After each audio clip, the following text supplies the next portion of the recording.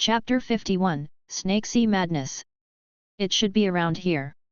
After some searching, George found that the arrow had been deflecting within 100 meters nearby, so he asked Issa to control the plane to become invisible and stop in the air, and he jumped directly from the plane. Found it. Suspended over the valley next to the desert, George used his telescope to see a crude military base built next to the cave in the valley. Outside the base, there are piles of various artillery shells with the Stark Group's logo, and terrorists wearing simple clothes but armed with various firearms patrol back and forth. George did not launch an attack immediately, but quietly landed next to the valley under the cover of night, found a suitable spot for sniping, and then took off the sniper rifle on his back. He was not sure if there were any hidden guards in the corners near the valley besides the guards on the surface. If he went directly to launch an attack, the guards on the surface would naturally be no match for him, but if there were hidden guards who jointly sniped at him, it would be difficult for him to react. It's a pity that he still doesn't know the advanced spells such as the Disguise Curse, which can only be learned by senior students. Otherwise, he can disappear directly and no one will be able to find him. You have to find a way to get them to show themselves.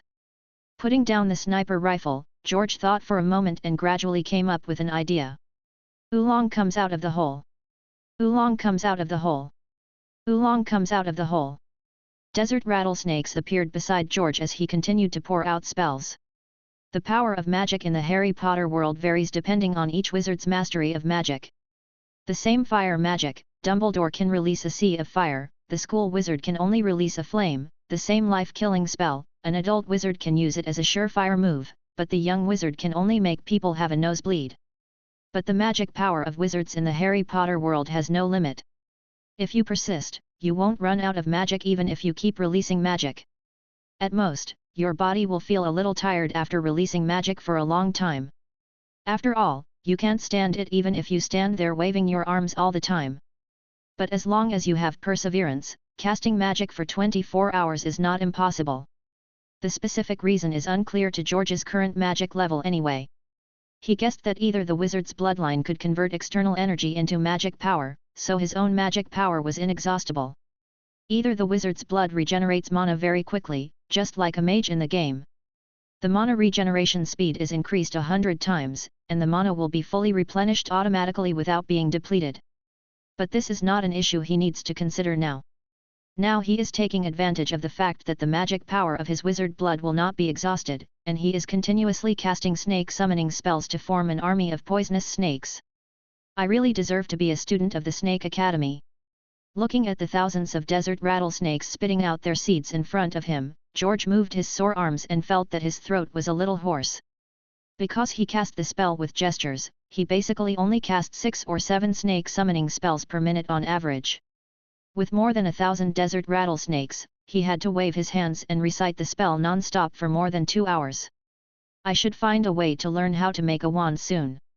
If he had a wand, he could basically do 30 snake summoning spells in 1 minute, and he could summon 1,000 venomous snakes in a little over half an hour. Go ahead and bite everyone you see. Under George's order, thousands of venomous snakes immediately spread out and began searching from top to bottom along the entire valley. No matter how secretive the terrorists hiding in the dark are, they will never escape the search of so many venomous snakes. As long as he is bitten by a poisonous snake, even if he does not die immediately, he still has to leave the secret post to receive treatment. Then it will be the best time for him to take action. Ah, there's a snake. Sure enough, not long after, George heard screams coming from all corners of the valley. Although he couldn't understand what the other party said, he must have been bitten by the poisonous snake he summoned. Then gunshots rang out, and the guards on the surface below the valley received calls for help and hurriedly dispersed to support the secret sentries who were surrounded by snakes. At the same time, a small boss in the cave also rushed into the bedroom of the base boss. "Boss, it's bad, our brother outside was bitten by a snake." "Idiot, if you're bitten by a snake, take medicine as soon as possible. It's not like you've never been bitten before." The bald boss, who thought the base had been discovered by the army, jumped up from the bed. When he heard that his subordinate had been bitten by a snake, he kicked him to the ground angrily. Being bitten by snakes is common in the desert. He can be treated with local methods and targeted medicine. It is really thoughtless for such a trivial matter to disturb his rest. "Boss, it's not just one, it's many, at least hundreds. The little boss stood up and explained a little aggrievedly. The bald boss was stunned when he heard this. Hundreds of them, are you sure you're not joking? It's normal for snakes to exist in the desert, but even if a few hundred snakes stabbed into the snake's nest, there wouldn't be that many. But he soon accepted the reality, because after turning on the monitor outside the cave, he saw the dense swarm of snakes attacking his men on the monitor, which made his scalp feel numb. Leave 2 to guard Tony Stark, and the others will go out with me with flamethrowers and eat roasted snake tomorrow morning. The boss is indeed the boss. Although his scalp is a little numb, he quickly came up with a strategy to deal with it. Using a gun to deal with a snake is like using a cannon to hit a mosquito. If you can't hit it, you will be bitten all over. It is better to use a flamethrower. At this time, Tony Stark in the cave was also startled by the movement outside. He wanted to look through the crack of the door, but was scolded fiercely by the 2 guards guarding the iron gate. More than 2 months ago, he was kidnapped by a group of terrorists because he accompanied the military to experiment with his latest missile of mass destruction. In the chaos, his body was injured by the shells he developed. Thanks to the rescue of the also kidnapped Dr. Ethan, he survived. Through Ethan, he knew that the weapons he developed to protect the country had become the executioner who slaughtered innocent lives. He also knew that the reason why he was not killed by terrorists was that the terrorists wanted to use him to make the most advanced missiles to rule the world. These once made him collapse and want to commit suicide. Finally, some words of Ethan woke him up, ignited his hope to live, and transformed a simplified version of the arc reactor and began to design the first set of iron battle suits. Don't worry, they are not targeting us. It seems that they have some problems outside. That's good. Ethan was relieved after hearing Tony's words. They have already started to build the parts of the Iron Man suit. If they are discovered, they will be dead. Outside the cave, watching the venomous snakes gradually disappear under the flamethrower, and the sentries being carried into the cave one by one, George silently set up the sniper rifle. I didn't expect this leader to come out in person.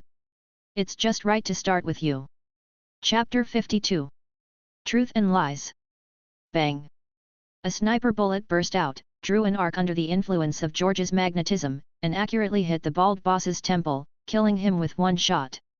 Seeing that their boss was suddenly shot in the head, the terrorists were dumbfounded on the spot, followed by screams and commotion. But there are also experienced people who can roughly judge the direction of the sniper rifle shooting based on the position where the bald boss was attacked, which is a crazy output. Someone even took out a rocket launcher. Fortunately, I distorted the direction of the bullet. George had already anticipated this situation. Because the bullet attacked in an arc, the attack position judged by those people was completely wrong and did not hurt him at all. Bang! Bang! Bang! One shot after another, the bullets came from different directions and angles, blasting away the terrorists who fought back one by one. Even if they hid behind a bunker, the result would not change. Helplessly, the remaining terrorists who were still alive retreated into the cave in fear. In their eyes, they were not attacked by one person at all, but by a group of people. Otherwise, how could bullets be fired at them from all directions? It's almost finished. George put away his sniper rifle, floated it down at the entrance of the cave, then chanted a spell and pointed in the direction of the cave entrance. Smoke screen. A large amount of thick smoke poured into the cave, and the cave immediately became invisible. Drawing his pistol, he strolled inside. According to his judgment, there are probably no more than 10 combat-worthy people left in the cave at this time. Bang! Bang! Bang! The pistol was fired continuously, and the bullets turned into various arcs and accurately hit the terrorists hiding in the dark who wanted to attack him. The smoke screen can hinder the vision of those terrorists, and it will also hinder George's vision. But George's telepathic ability can roughly perceive the psychological activities of nearby hidden terrorists and the aura of fear they exude. Using this as a position, he could accurately kill them one by one in the smoke screen. With his current strength, if it were a sneak attack, even an ordinary small military base could be taken down without any damage. Of course, it was just a sneak attack. Likewise, if he was attacked by a sneak attack, a missile could kill him. This is why he hides his identity so carefully and tries his best not to reveal his traces. As a normal human being in his previous life, he was too familiar with the power of modern technological weapons, so even if he learned magic, he would never look down upon organizations like S.H.I.E.L.D. and Hydra. To be honest, he felt that even magicians like Dumbledore and Grindelwald would not be able to survive if they faced a nuclear bomb explosion head-on. Sorry. When the smoke cleared, George came to the terrorists who had been unconscious after being bitten by poisonous snakes, and without hesitation pulled the trigger on them. He is a rational person, and his experience after time travel taught him that he cannot have unnecessary sympathy when facing the enemy, because it will only hurt himself in the end. Only dead enemies are good enemies. After walking to the innermost part of the cave and getting rid of the 2 terrorists guarding the door at the end, George used the unlocking spell to open the iron door and walked in. Don't be nervous, I'm here to save you. Those people outside have been dealt with. Looking at Tony, who was pointing a steel arm at him, George inserted the gun into his waist and said with a smile. After hearing George's words and looking at the 2 guards who fell to the ground at the door, Tony breathed a sigh of relief and put away the mechanical arm he had made that could spray high-pressure flames. As soon as he heard gunshots and screams coming from outside, he knew something was wrong, but he was not sure whether the person coming was a friend or an enemy, so he had to take precautions. Did Rhodes send you here? I don't know Rhodes, let's go, we can go out first and then talk. After George finished speaking, he walked out of the cave first. Tony and Ethan looked at each other, picked up their things and followed them. When passing the 2 fallen guards, they also picked up their rifles. But it was obvious that they were overly worried. Apart from corpses, they didn't see a single living person along the way. When he came outside the cave and saw the bald boss who had his head shot, Tony couldn't help but murmured. Did you really do this alone? It is simply unscientific for a person to single-handedly break into a base that is heavily guarded by so many terrorists, and not only kills everyone, but remains unharmed himself. But then, he saw an even more unscientific scene. Wingardim Leviosa. George cast a levitating spell to levitate the Stark group cannonballs and missiles piled at the door one by one, and then arranged them one by one in order and flew into the cave. He wanted to completely blow up the cave and everything in the cave to ashes, and eliminate any traces that might expose him, such as the surveillance in the cave and the corpses. Who are you, a magician? Seeing George's magical manipulation, Tony was dumbfounded again. You can call me George, or you can call me magician. When you say that, I think I'm quite similar to magician. Maybe I can make money from this in the future. But now we need to stay away from here. He took Tony and Ethan into a jeep, and after driving to the limit of his ability, he detonated the terrorist grenades he collected at the same time. The strong explosion destroyed the entire cave along with the shells and missiles, covering up all traces. Why did you save me? Tony, who was sitting in the co-pilot seat in the desert outside the valley, asked George. It was hard for him not to be curious about George, a mysterious guy, and it was hard not to think about the purpose of his saving himself. Do you want to hear the truth or a lie? George asked after parking the car. What's the lie? Tony blinked. George smiled and said. The lie is that I think you are a very talented inventor. If you die here, it will be a great loss to mankind, so for the sake of all mankind, I came to save you. Although I think you are right, it does sound a little fake. Tony couldn't help laughing. He was generally very happy to escape from the clutches of the terrorist organization. What's the truth? The truth is that the stock of Stark Group plummeted after you were kidnapped, and I wanted to make a lot of money from it, so I came to save you. George said directly. He thought it was better to tell the truth about this matter. Tony Stark was not stupid. If he wanted to cooperate in the future, he should be sincere in some aspects, so as to establish a certain basis for cooperation. More importantly, this was also a test to see if Tony would close the weapons manufacturing department next. In the movie, Tony closed the weapons manufacturing department after returning, causing the stock to plummet again, but this was not a movie, and Ethan was not dead, so he could not be sure whether Tony would do that after returning. Now that this topic is brought up, I also want to confirm it through psychic ability and soul reading spell. Chapter 53. You are a very nice person. I didn't expect that it was my money that saved me in the end. Tony smiled to himself. Also, in the eyes of others, he is a war criminal who makes weapons. In fact, his weapons do appear in the hands of these terrorists, so this is a matter of course. Except for people with interests, who would be kind enough to save him, a warmonger? Besides your money, you seem to have nothing worth worrying about, but as far as I know, there are quite a few people who hate you. I remember that when I passed through Sokovia before, I met a brother and sister. The weapons in their country's civil war came from the Stark group. Their parents were killed by your Stark group's missiles. It is said that they will be together forever. I won't forgive you. George shook his head and said. Although Quicksilver in this universe is dead and there is a high probability that there are no witches, it does not prevent him from using this incident to hit Tony and deepen his determination to close the weapons department. They deserve to hate me. I was indeed a self-righteous bastard before. Tony felt that his heart was stabbed hard, and Ethan from behind comforted him. You still have a chance to make amends, don't give up. His family was actually killed by the weapons of the Stark group, but he understood that it was not the weapons that were wrong, but the terrorists who used the weapons. And through contact, he believed that Tony was kind-hearted in nature. He was deceived before and failed to see the truth behind it. After regaining consciousness, Tony's ability and assets will definitely be able to influence and help many people. I am Tony Stark, the most genius inventor and entrepreneur. How could I give up? After hearing this, Tony immediately hid his guilt in his heart, showed his usual bohemian expression as a cover-up, and said to Qiaoji. Although it's because of money, I still want to thank you for saving us. To this end, I would like to remind you that I will hold a press conference at 5 o'clock in the afternoon the day after tomorrow. Sell all the stocks quickly before then, otherwise you may suffer a big loss. I just realized how weird you are. George looked at Tony with some surprise.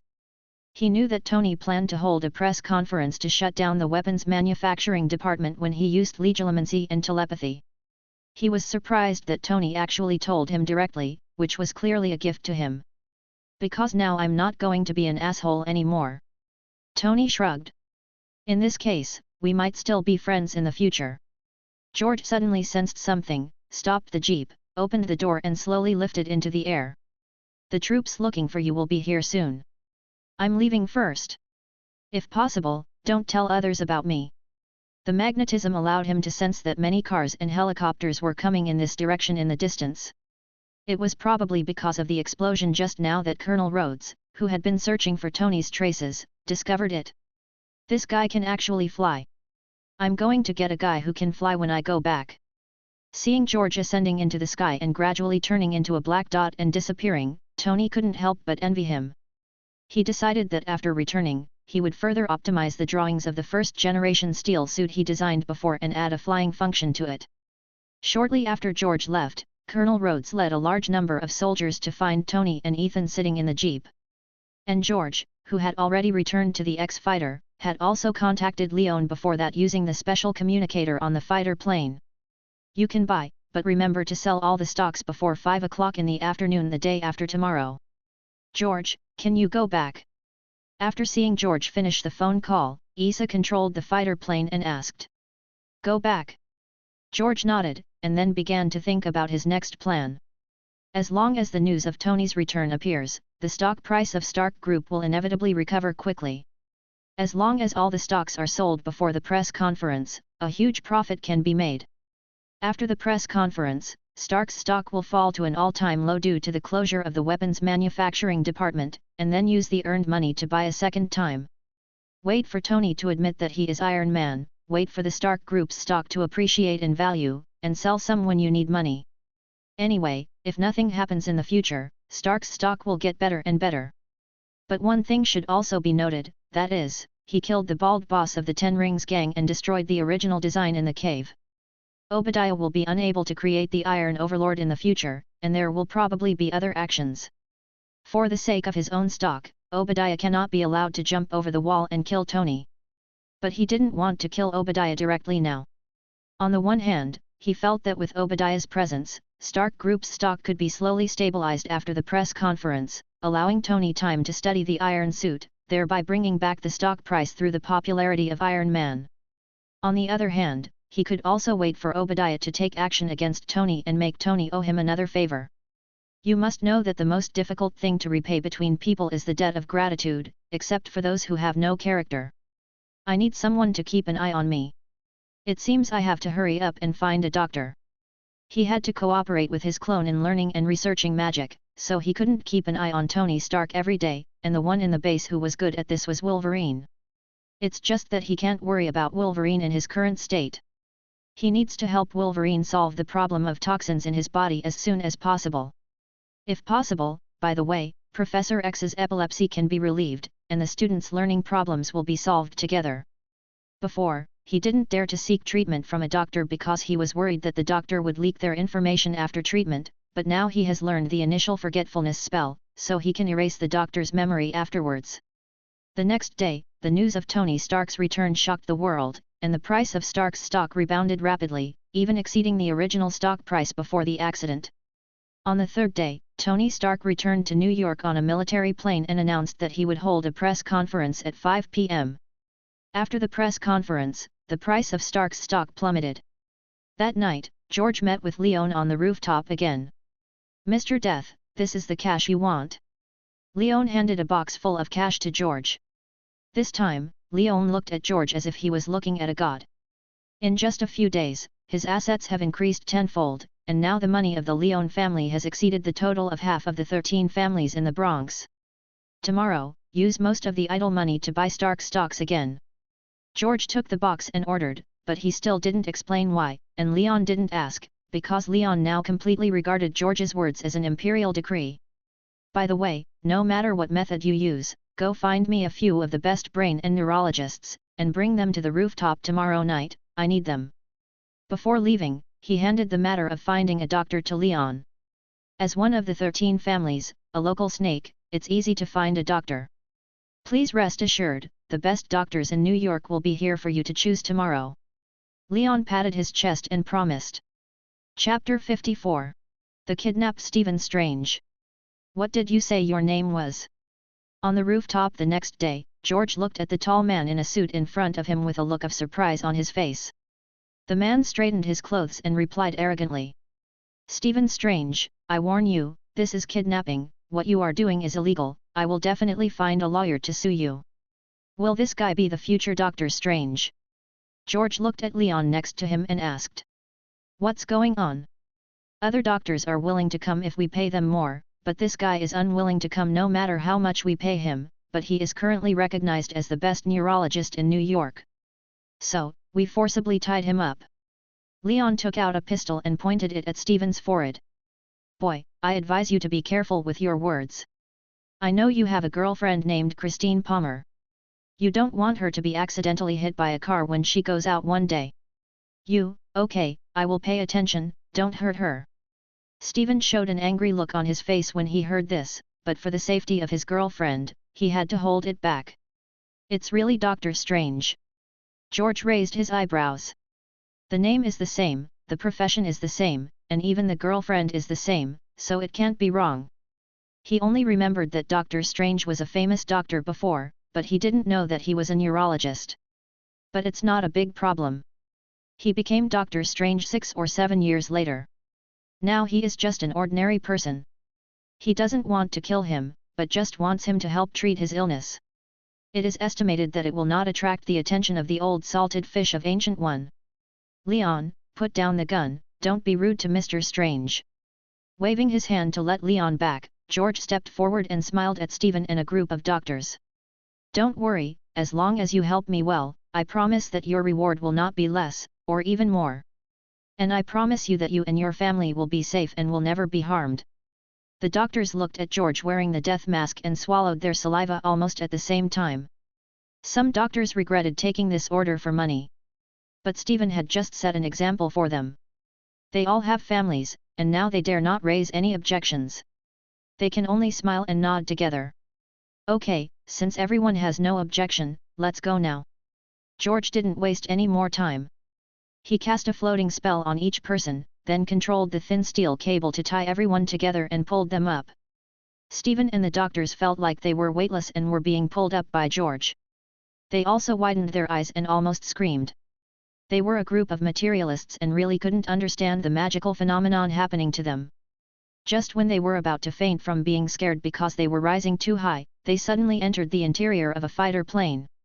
It turned out that in order to pick up this group of doctors, Issa had been driving an X-fighter and hiding in the clouds above the rooftop. "Who are you?" Sitting in the X-fighter, Stephen looked at George with vigilance in his eyes. If he had just thought that he was a gangster and asked him to help treat some important person in the gang. The magical experience just now had completely rejected his previous thoughts. He felt that he might be involved in some extraordinary incident, and if he was not careful, he might be killed and silenced afterwards. Don't worry, you will know who I am in a moment. No matter what the result is, I will not hurt you. George smiled and did not explain too much. He would not hurt Stephen and these doctors, but after curing Professor X and Wolverine, their memories must be cleared. The X-Fighter was very fast and returned to the mutant school soon. George brought Stephen and a group of doctors to the medical room of the underground base, pointing to Professor X and Wolverine who had been waiting here for a long time, and introduced them. Professor X and Wolverine, you should have heard of them, right? Even if you have never seen the real person, the X-Men comics are still popular all over the world, so you must have heard of them. I always thought that mutants were just fictional existences. Looking at Wolverine slowly stretching out his adamantium claws, Stephen and the doctors showed surprise on their faces. Stephen and these doctors are ordinary people. If they don't see many things with their own eyes, under the deliberate guidance of the government and the media, it is easy to doubt some of the rumors in the past. Just like as a modern person, you have heard a lot of legends, such as the Dragon Falling incident, the Kunlun Mountain Hellgate incident, and various supernatural events that the older generation has seen with their own eyes. But except for a very few who believe it, most normal people don't think it is true in their hearts.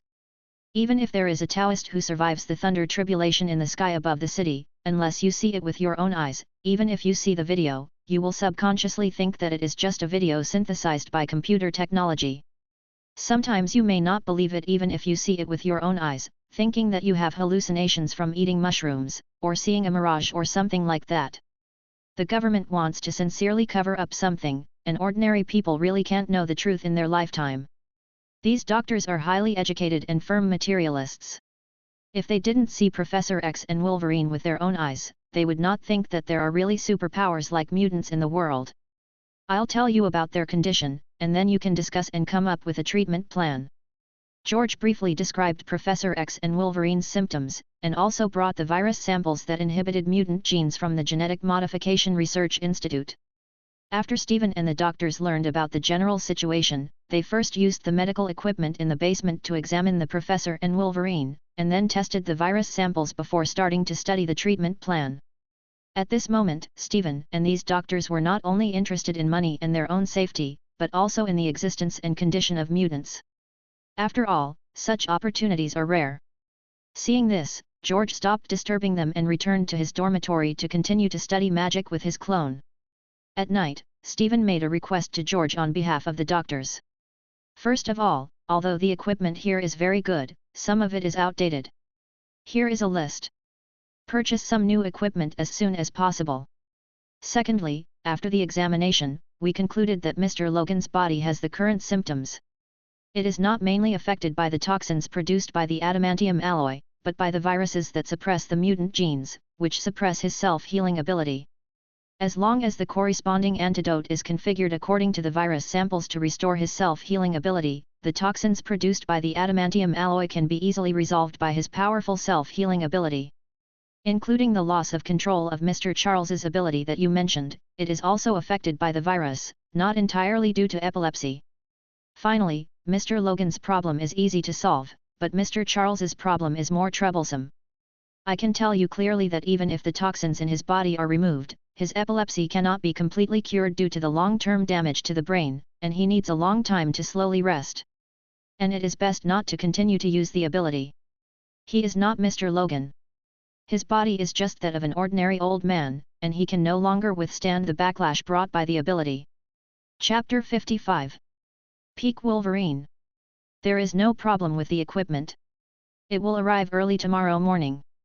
According to your diagnosis, how long will it take to recover? George was not too disappointed when he heard the diagnostic report given by Stephen. Although it was a pity for him that the professor could no longer use his abilities, it was not a bad thing. If the professor can use his abilities, it will return to the level 4 peak mutant that can kill most people on Earth with the help of brainwave amplifiers, then their safety will indeed be guaranteed, but there are also limitations. Professor. There are no restrictions on the freedom of the children in those schools when they grow up, so that they do not become murderous weapons. However, in George's opinion, he is too idealistic, too naive to believe in the goodness of human nature, and always wants to use peaceful means to resolve the conflicts between mutants and humans. Very stubborn in some ways. With different philosophies, disagreements will arise when facing some things in the future. Will he or Professor X have the final say? In fact, although his current body is a mutant experimental subject, there is no concept between mutants and humans. In his heart, there is only the difference between his enemies and his own people. If you are one of your own, just unite around you. If you are an enemy, kill them. It's that simple. There was no need to distinguish anything. He even felt that Professor. There are many humans with superpowers in this world, but they never say that they are not human. Now that the Professor has been cured, his mind has returned to normal and he can no longer use his abilities. He can just be a teacher for those mutant children and help them develop their own abilities. Some unimportant things in the future can be left to the children who have grown up, and he can concentrate on magic. If your equipment is in place, Mr. Logan should be able to complete the removal of toxins in about 3 days. Mr. Charles will be a little later, estimated to be close to a month. Stephen made a rough calculation and replied. George nodded. Okay, after you cure the Professor, I will let you go back as agreed. Hearing George's assurance, Stephen was slightly relieved. He didn't trust George, but he still had some confidence in the Professor's character after years of exposure to comics. If the Professor really leads the X-Men to save mankind many times like in the comics, he shouldn't be able to harm them. 3 days later, in the treatment room, Wolverine sat up from the treatment cabin, turned over and jumped down nimbly. At this moment, Wolverine is no longer in the form of Twilight Wolf with white hair and scars, but has once again returned to the peak Wolverine he once was, full of muscles. At his peak, Wolverine had nearly 200 years of fighting skills, a nearly immortal body, and powerful self-healing abilities. As long as he didn't encounter someone who was particularly restrained, he was basically difficult to defeat.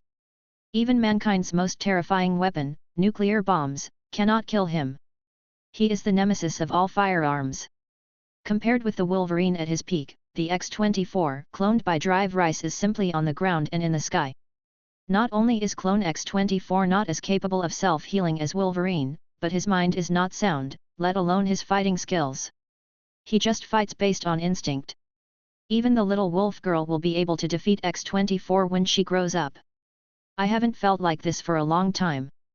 Wolverine popped out his adamantium alloy claws very smoothly, and couldn't help but let out a sigh. Body hormones affect the body's shape. In his previous aging state, his mental state also felt like he had entered his twilight years, but now that he has recovered, he feels younger again, both physically and mentally. It feels like when I was 20 years old, I could stay up all night playing pixel games on a broken computer with a terrible graphics card. But at the age of 40, even if you are equipped with a top-end computer and downloaded a bunch of AAA masterpieces, you will lose interest after playing for an hour. It's like when you're 20 and you face your wife 7 times a night, it's okay. When you're 40, you can hide from your wife whenever you can, but even once you're a little helpless. Logan, I need you to help me spy on someone. Seeing that Wolverine had completely returned to his peak, George also informed him of what he had done during this period and his surveillance plan for Tony. Wolverine is different from Professor. If there is no special danger, there is no need to take action. If anything happens, notify me as soon as possible. I know it won't hurt our pocketbooks. Wolverine lit a cigar, clearly happy to take on the task.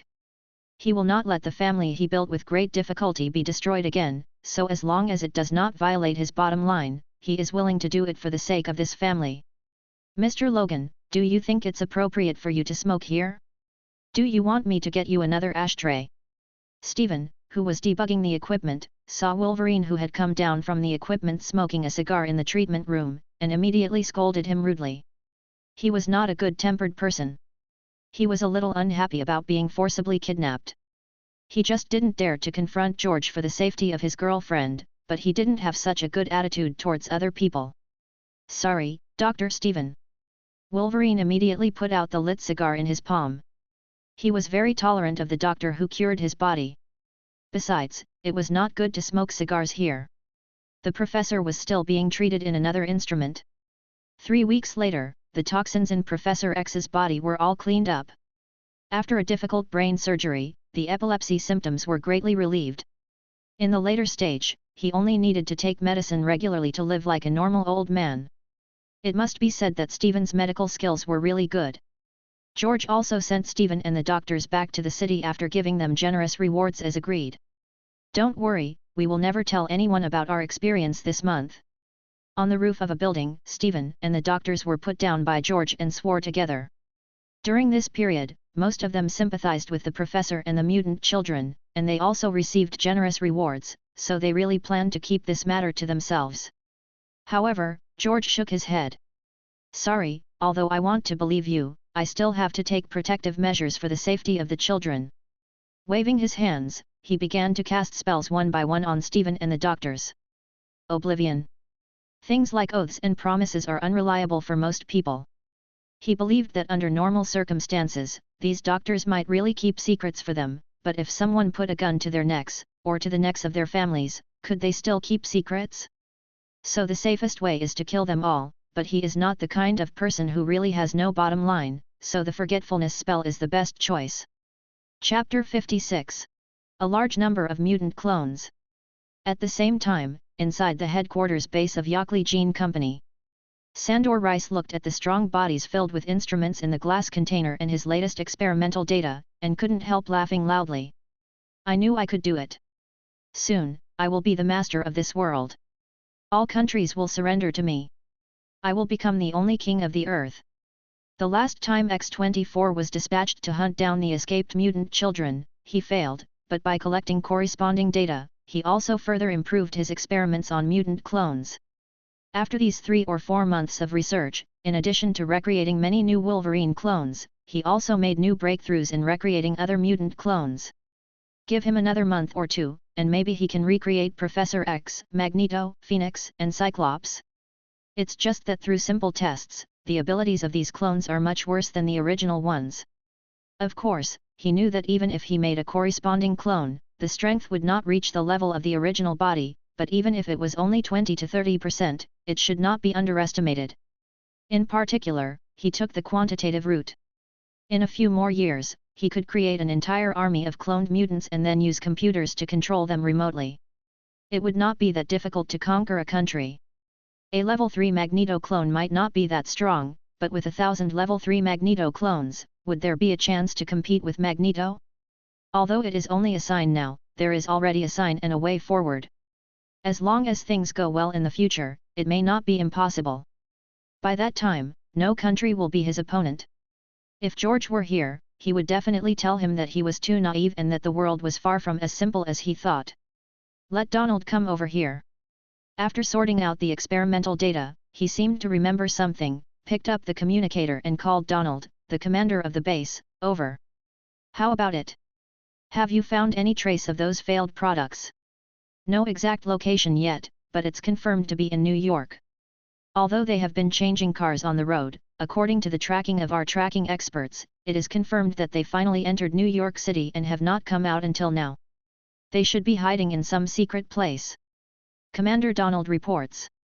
During this period of time, his energy was basically focused on searching for Wolverine and experimental subject number 757, because he wanted to clear up the shame of being at the border factory. It's a pity that the clue was cut off when it arrived in New York. The other party seemed to have stopped its activities after entering New York. The clone body will need to collect data through actual combat, and those failed products will also have to be dealt with. When I perfect the cloning technology, I will create a clone of Caliban. Use Caliban's ability to track mutants to quickly help you find their traces. But if you fail again this time, there is no need to come back. Dr. Rice said in a cold tone. When Donald heard this, cold sweat broke out on his face, because he knew that what the boss said this time was true. Don't worry, I will definitely bring all their bodies back to you this time, including Wolverine and Professor X. Okay, you don't have to worry about looking for it now. I will let you know when I have the baby's clone ready. Dr. Rice waved his hand and made Donald retreat. He felt that he was better than the doctors who studied mutants in history, such as Dr. Trask and General Stryker, who were only allowed to carry their own shoes. Those sentry robots and synthetic mutants they built are not as powerful as their own army of cloned mutants. The most important thing is that these cloned mutants are controlled by computers and absolutely obey his orders. They are not afraid of death or rebellion, and their loyalty is more guaranteed than that of Donald. It's a pity that there isn't much adamantium left, so these replica Wolverines can only use bone claws. That's good, it just happens to be able to restrain that experimental subject number 757. Adamantium alloy is rare. Most of it was used on X-23 and X-24 before, and there are not many left in the base, so the following Wolverine clones are all original bone claws. The bone claws are not restrained by the magnetic force of experimental subject number 757. To be honest, he really couldn't figure out why the failed experimental subject number 757 became so strong. Later, he synthesized several similar ones, but the experimental results were very unsatisfactory and very rubbish. 5 of them could not defeat a single Bone Claw Wolverine clone, so he had to give up on his stupid decision to clone experimental subject number 757. Also at this moment, in the director's office in the Trident building, the SHIELD headquarters in Washington. Director, Tony Stark is unwilling to cooperate. We need time to take our time. Nick Fury nodded when he heard Coulson's return in the video. It's impossible for Tony Stark to escape from those terrorist bases with Dr. Ethan intact. According to our survey of the base, there must be a third party helping. In addition to finding out who hired the terrorists to attack Tony Stark, your current task is also to find out what the third party force was that rescued him. Understood, Director. After Coulson finished hanging up the video over there, Nick Fury picked up another file and started reading it. About half an hour later, he called Natasha Romanoff, the top female spy of S.H.I.E.L.D., into the office. Based on the investigations over the years, we have confirmed that the disappearance of mutants is closely related to Arkley genetics. And recently we have received intelligence that they seem to be using mutant genes to make some artificial mutant weapons. I hope you can sneak into their base and find out what their purpose is. It would be best if you can get their experimental data as evidence so that we can intervene. Arkley Genetics is a global company with connections to senior officials in many countries. If there is not enough evidence, S.H.I.E.L.D. will not act rashly, which will cause dissatisfaction with the World Security Council and thus block S.H.I.E.L.D.'s funding. So the best way is to send Black Widow to sneak in and collect evidence secretly. Of course, he is also very interested in the genetic experiments of Arkley Genetics. If it is useful to enhance the strength of S.H.I.E.L.D., he does not mind letting S.H.I.E.L.D. scientists continue to study. Yes, Chief. The Black Widow, wearing a black tights, with an attractive face and a great figure, nodded and accepted the task. For her, this was not a difficult task. Her last task was to infiltrate the country's top level and collect evidence of a general's treason. Before the general was arrested, he still believed that he had met true love beyond his age in his later years and did not believe that she was an agent.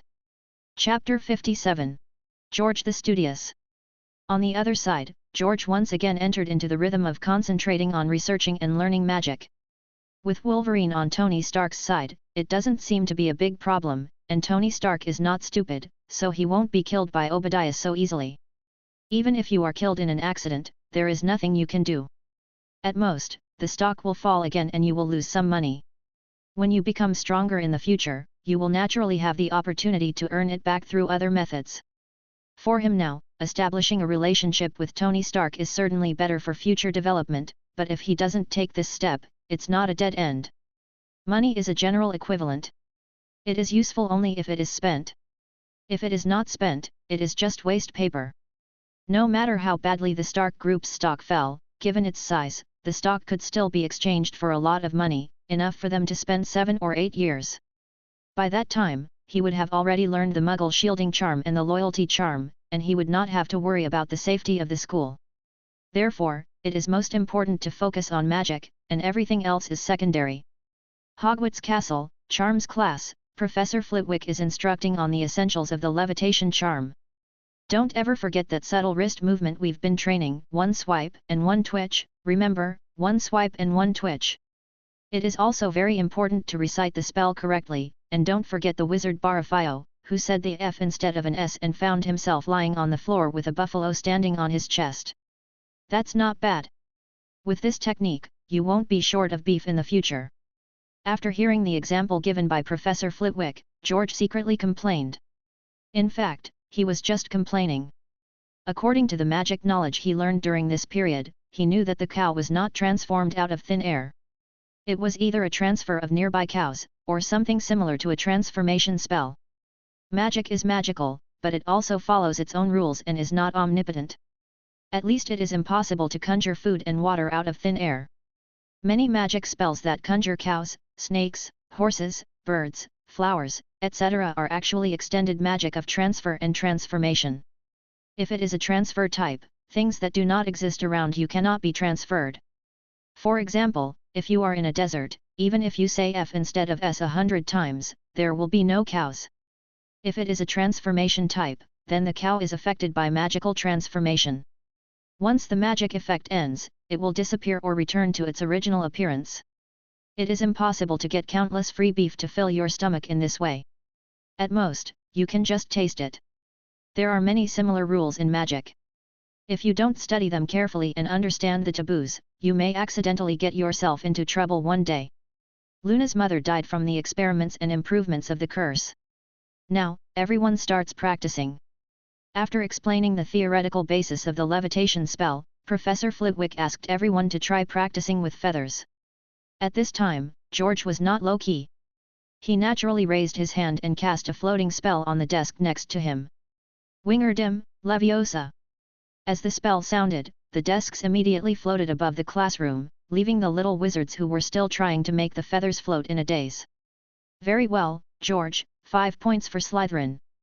Although I was a little distracted in class, points still had to be earned. After class, Professor Flitwick picked up his textbook and was about to leave the classroom, but how could his short legs outrun George, who was faster than a rabbit, and was blocked directly at the door of the classroom? Looks like my lunch will be delayed again, Professor Flitwick said helplessly. It was obvious that this was not the first time that this happened. He was very pleased, but also a little confused. George had a smile on his face. Professor, I have been learning Muggle shielding spells recently, and there are a few things I don't understand that I would like to ask you for help. I think you won't mind wasting this little time to answer the questions for your eager student. There was nothing he could do. The professors had many classes and had their own private matters on weekends. He really couldn't find anyone without waiting after class. Not all professors are like Snape and are willing to use their personal time to teach magic. An hour later, George let Professor Flitwick go with satisfaction and walked to the Great Hall to have lunch. Halloween will be in 2 days, but the weather has not improved. It has been raining for a week and it is still raining. Although it was raining, he was in a good mood because his magic question had been answered. Harry, Ron, Hermione, haven't you eaten yet? As soon as he entered the Great Hall, George saw the trio of Harrys at the Gryffindor table. Normally there would be very few people in the auditorium at this point, so the 3 Harrys were extremely conspicuous there. George, we were discussing the death anniversary party. With a grimace, Harry told him about being invited to the death anniversary party. It turned out that when he came back from Quidditch training yesterday, he accidentally soiled the floor of the castle. He happened to be caught by the gatekeeper Filch again, and it was nearly Headless Nick who helped him. So he promised Nick to go to the basement to attend Nick's 500th death anniversary party on Halloween. Don't be so depressed. Halloween parties happen every year, but the ghost's death anniversary party may only happen this once. I think it will definitely be wonderful. I will accompany you then. Hermione was obviously very interested in this unknown ghost party. Ron held the opposite opinion. Why would someone celebrate the day of their death? I think it's so unlucky. Harry has already promised Nick. He said he must go to the party and cannot keep his word. Hermione stood up and looked at Ron condescendingly, threatening to start a fight.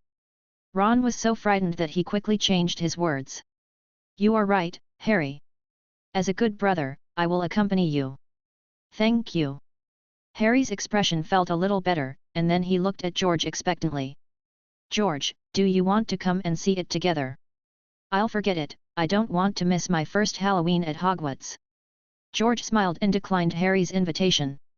If he remembered correctly, the basilisk first acted on Halloween and petrified Filch's cat. As for the basilisk and Voldemort, he doesn't want to come into contact with them so early now, and he is indeed interested in the Halloween party at Hogwarts. A friendly reminder to you, according to the records I read in the Book of Ghosts, ghosts cannot eat normal food and can only get some sensations by smelling those extremely pungent smells. Therefore, I guess the food at the ghost dinner is most likely to be food that has been rotten for a long time. It is best for you to bring something to eat before you go, otherwise you will be hungry. Oh, Merlin, I shouldn't have promised Headless Nick. Harry suddenly fell into despair, and Hermione asked George with great interest. The Book of Ghosts, is this a library book? Why haven't I seen it? On the top of the third bookshelf from the bottom, there is only one in the whole library. It's normal that you can't see it. I went to look for it specifically because I'm interested in ghosts. George picked up the food that the house elf had magically delivered to him on the table, and started chatting with Hermione while eating. He was looking for books about ghosts, not only because he was interested, but also thinking about whether he would have the chance to transform into a ghost form and survive first, and then find a way to resurrect him if his lifespan came to the end or was accidentally killed. Chapter 58, The Basilisk Appears. October 31st, Halloween Eve. As soon as George walked into the castle hall in the morning, he smelled a sweet and tempting roasted pumpkin. Today's breakfast is basically all pumpkin related, probably because he got a lot of ingredients from Hagrid. But to be honest, the cooking skills of house elves are really good. No wonder Tonks always said that she missed the food of Hogwarts. He, who doesn't like Western food very much, occasionally feels a bright feeling. If there is a chance, he plans to see if he can get one in the future and use it as a butler for himself. After the last class in the afternoon, the little wizards walked to the Great Hall in groups. George, as the star of Slytherin, was naturally surrounded by his classmates. Have you heard? Dumbledore also specially invited the skeleton dance troupe for this Halloween dinner. Wow, is it the dance troupe composed of all skeletons? Amid the excited discussion of the little wizards, George stepped into the Great Hall. The Great Hall was decorated with colorful lights. 1,000 live bats were flying on the walls and ceiling, and another 1,000 were like low dark clouds, hovering above the dining table. There were huge pumpkin lanterns floating in the sky above the Great Hall, each of which was big enough to hold 2 or 3 little wizards. It was a pumpkin specially made by Hagrid using the expansion spell, and George was there at the time. But he was not interested in pumpkins, he was interested in the expansion spell. The expansion spell, a spell that can make a person expand rapidly and float like a balloon, has the same effect on objects, but it is important to control the effect, otherwise it is easy to overexpand and explode. George was interested in this spell because he thought that if he knew this spell when he escaped from the base before, he could expand the grenades by more than 10 times when he controlled them to fly out. It would not be a simple blow-up of a few houses, maybe the whole base could be blown up. But this spell is not easy, even if he asked Hagrid for advice, he has not yet fully mastered it. Of course, the main thing is that he wants to learn too many magic theories and spells. The expansion spell is not the most important one, so he can only put it in the back row, which naturally takes less time. Otherwise, if he studies this spell every day, he would have learned it long ago with 2 bodies. The Halloween party at Hogwarts did not disappoint George. The house elves carefully cooked a variety of delicious food piled up, the professor showed gorgeous and interesting magic, and the skeleton dance troupe performed funny performances. These are not things he can see in the normal world, and they also opened his eyes. Compared with watching movies, the immersive experience is much more wonderful. Many things cannot be experienced by words and images without personal experience. You will not feel anything no matter how high Mount Everest is on TV, but when you really stand there, you will understand why it is the highest peak in the world. After the dinner, everyone dispersed, and the Slytherin students also chattered and walked towards the dormitory in the basement, including George, but at a corner, they suddenly stopped. Because they saw Filch's Mrs. Norris hanging upside down on the torch stand, her body stiff and her eyes dull, and there were a few big words written on the wall next to the torch. The Chamber of Secrets has been opened. Those who are enemies of the air, beware. Standing on the other side of the wall were Harry and the other 2 who were also scared. Those who are enemies of the air, beware. You are next, Mud. Malfoy immediately walked out of the crowd and excitedly started to mock Harry and the other 2, but he was only halfway through his words when George behind him pressed his shoulders. Malfoy, now is not the time to do this kind of thing, go and notify the headmaster and professors to deal with it. Malfoy looked back and saw that it was George, hesitated for a moment, or shut up and turned to trot towards the Great Hall. Soon, Dumbledore, Snape, Lockhart, McGonagall and other professors rushed over, including Filch. Filch was so angry that he roared when he saw his beloved Mrs. Norris petrified. He believed that Harry must have done this to avenge him. In the end, Dumbledore personally explained that this was not a spell that a junior student could use, and that Mrs. Norris could still be saved. George did not speak out about the basilisk in public at this time. Although he might get extra points, he did not want to get involved now. After Harry and the other two were taken away by Dumbledore, he returned to the common room with the other little wizards of Slytherin. The other little wizards were basically talking about the Slytherin Chamber of Secrets, but he still found a corner to study the magic book. This scene also made those little wizards secretly admire him. After Halloween, the castle fell into peace again, but the topic of the Chamber of Secrets had not decreased, and many little wizards believed that Harry was the heir of Slytherin. That day, George, who was reading in the library, was found by Harry and the other two. "You suspect Malfoy is the heir of Slytherin and he wants to kill all the Muggle-born children in the school. Their whole family is in Slytherin and he often brags about it to others. I suspect they are probably descendants of Slytherin. His father is evil enough, he must be the heir," Harry said with certainty. Ron followed up with a guess. "Maybe they have the key to the Chamber of Secrets for centuries, and it has been passed down from generation to generation, from father to son, and from son to grandson, so it came to Malfoy's hands. I think no one except him hates wizards born in Muggle families so much. Last time he called me a mudblood." Hermione also agreed with the two's guess. "Even if your guess makes sense, how can you prove it? You can't convict him just by guessing. His father has great power in the Ministry of Magic," George said with a smile. "Malfoy is not a descendant of Streduling, but Voldemort is, but he won't tell the trio. So, George, we need your help." The three of them moved closer to George. "We need you to help us get the hair of Goyle, Crabbe and Millicent, and tell us the password to enter your Slytherin common room. This is not a difficult task, but what do you want to do?" George asked knowingly. Harry trusted George very much and did not hide anything.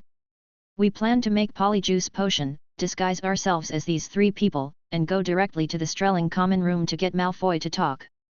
"That's a good idea, but you have to know that doing so violates at least 50 school rules. Who of you three came up with it?" George nodded and asked casually. Harry and Ron pointed at Hermione at the same time. They couldn't come up with such a good plan because they didn't know what Polyjuice Potion was at all. Chapter 59. Freezing Curse. "It seems that our Miss Hermione is really suitable for being sorted into Gryffindor." George couldn't help but joked after hearing this. Hermione and Professor McGonagall belong to the same type of people. They are both people who follow the rules and follow the dogma on the surface, but in fact they are more adventurous than anyone else. 80% of Harry and Ron's actions that violated school rules came from Hermione. He felt that the reason why Hermione was so angry with Harry and Ron at the beginning of term was not because they got into a big trouble, but because she was missing from the car. Hermione's face turned red and she didn't retort, she just asked. "It's a pity that I searched the entire library and couldn't find the powerful potions that Snape talked about in class. Without the recipe for Polyjuice Potion, you can't make Polyjuice Potion. George, have you seen this book in the library? Powerful Potion, I have some impression, it seems to be in the restricted book area." George thought for a moment and replied. A look of surprise suddenly appeared on Hermione's face.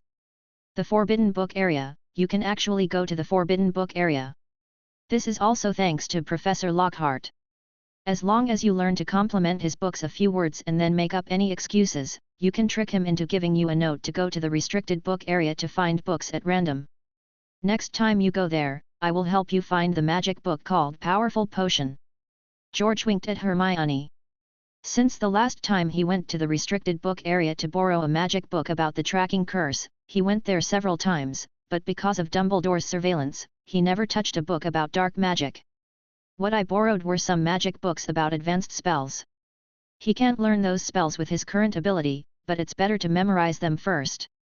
He took the initiative to help the trio this time because he also wanted to send a signal to Dumbledore. A signal that he is Harry's friend and that he can help Harry in the restricted area, so that Dumbledore will be open to him. Otherwise, he often uses Lockhart to enter the restricted area, and sooner or later Dumbledore will want to fix this bug. The key point is that as the principal, Dumbledore is fully capable of this. As long as he says a casual word, he will no longer be able to happily look for books in the restricted book area. He had this consideration in mind when he chose to get close to the trio. As expected, I just said Lockhart was a brainless idiot. Ron was not particularly surprised by this. Ever since the incident with the elf in Cornwall, he had thoroughly seen Lockhart's true nature.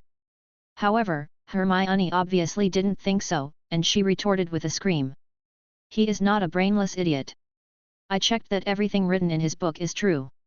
Forget it, I think it's because he said you are the best student in the 2nd grade. Okay, although I agreed to help, there is a condition.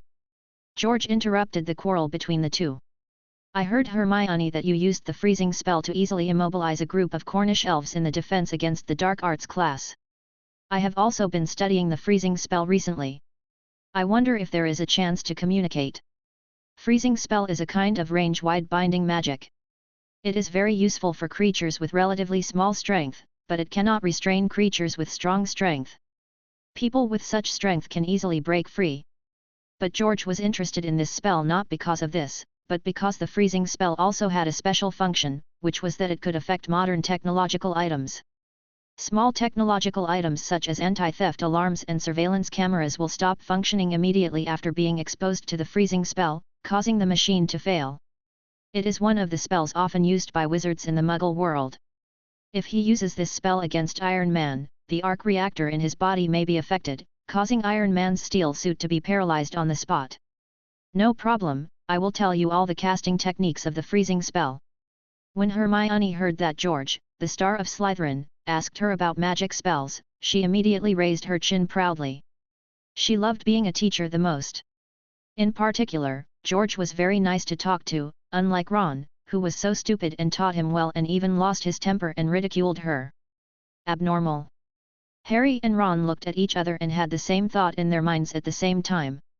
The freezing curse is the most difficult spell to learn in the 2nd grade. It will not be taught until the next semester. Hermione is already weird if she can learn it early. George has only been in 1st grade for a few months and he has started to learn it. Sure enough, they couldn't understand the world of academic masters. The next day, George used Lockhart's approval slip to enter the restricted area and obtained the powerful potion and handed it to Hermione. However, before handing it to Hermione, he had already recorded all the potion formulas in the entire powerful potion on the computer through the Marvel system for later use. I'm afraid even Dumbledore wouldn't believe that in just a few hours from the time he lent it to Hermione, he copied all the potion recipes in the book. After receiving the formula for polyjuice, the trio began to think of ways to collect the precious herbs in the formula, and Hermione, a potion genius, made the polyjuice. Polyjuice potion is a very high-end magic potion that takes about a month to successfully refine. George did not ask about these anymore, but continued to devote himself to the study of magic. The time has quickly come to the end of November, and it is also the moment that the little wizards and wizards at Hogwarts are most looking forward to. That is the Quidditch match held by the 4 major colleges in Hogwarts Castle every year. Every victory in a Quidditch match will greatly increase the points of the college. On Saturday, the first Quidditch match began, Slytherin vs. Gryffindor. At breakfast, the atmosphere at the Gryffindor long table was depressing, because they knew the difficulty of this battle. Except for Harry's Nimbus 2000, the speed of all their flying brooms was much lower than Slytherin's overall Nimbus 2001. On the contrary, the atmosphere on the Slytherin side was very active, because they were very confident about the victory of this Quidditch match, and this confidence mainly came from George's performance in several training sessions. George, do we really want to do this? Flint, the captain of the Slytherin team, was hesitant. George replied while drinking pumpkin porridge. I have already told the dean about this matter, and he also agreed. Since we are 100% sure to win, we must not let others gossip about us Slytherins. We must let them know that we Slytherins really won this game with our strength. This is the pattern that we Slytherins should have. Okay, then do as you say, but if we lose at that time, you will take full responsibility. Flint gritted his teeth and nodded. Although he felt that George's approach was unnecessary, the game was originally based on each means, even if it was a foul, as long as you can win, it would not hesitate, but since the dean agreed, he had nothing to say. So, you don't believe in my strength? George looked up at Flint, and Flint's face froze immediately, and then smiled. Of course not, how could I not believe in your strength? George is the Dean's favorite student, and whether the Slytherin team can win consecutive championships and honors before graduation depends on George, so he can't really offend him. Chapter 60. Gentleman Sword George. It was almost 11 o'clock, and all the teachers and students in the school began to go to the Quidditch field. When passing by the Gryffindor team, George said to Harry, "Don't worry too much. For the sake of fairness, I have already suggested to the Dean that except for Malfoy, who will use Nimbus 2001, we will all use the previous flying brooms." Yes, that's what Flint just told him. For him, if he wins the game with Nimbus 2001, then others will think that it is because his flying broom is better than other teams that he can perform so well, which is not conducive to his plan to enhance his reputation. It's just that in the eyes of outsiders, they will only think that he is upright and noble. But in fact, compared with Flint, he is more unscrupulous. Because the premise of making this decision is that he is sure that he can win the game. Not only because of his physical fitness and absolute control over the flying broom, but more importantly, if he wants, he can use his ability to influence the Golden Snitch at any time. When he is not 150 points ahead of the other team, he will not let the Golden Snitch fall into the hands of any seeker. So when the game ends and at what score, it is entirely up to him to decide. If Flint and Malfoy are real villains, they are bad people that everyone can clearly see, and it is easy to see through the character traits of Slytherin. Then George is a hypocrite who disguises himself very well. He is a positive image in front of everyone, but secretly does whatever it takes to achieve his goals. To be honest, this is really similar to Voldemort when he was young. Sometimes he wants to give himself a nickname called Gentleman Sword George. It's just that he is not so extreme, and coupled with the education he has received in his previous life, he will keep some bottom line even if he does things by any means. He thinks there are no pure good people in the world, and there are few pure bad people. In order to live better, he is willing to lean towards the bad side.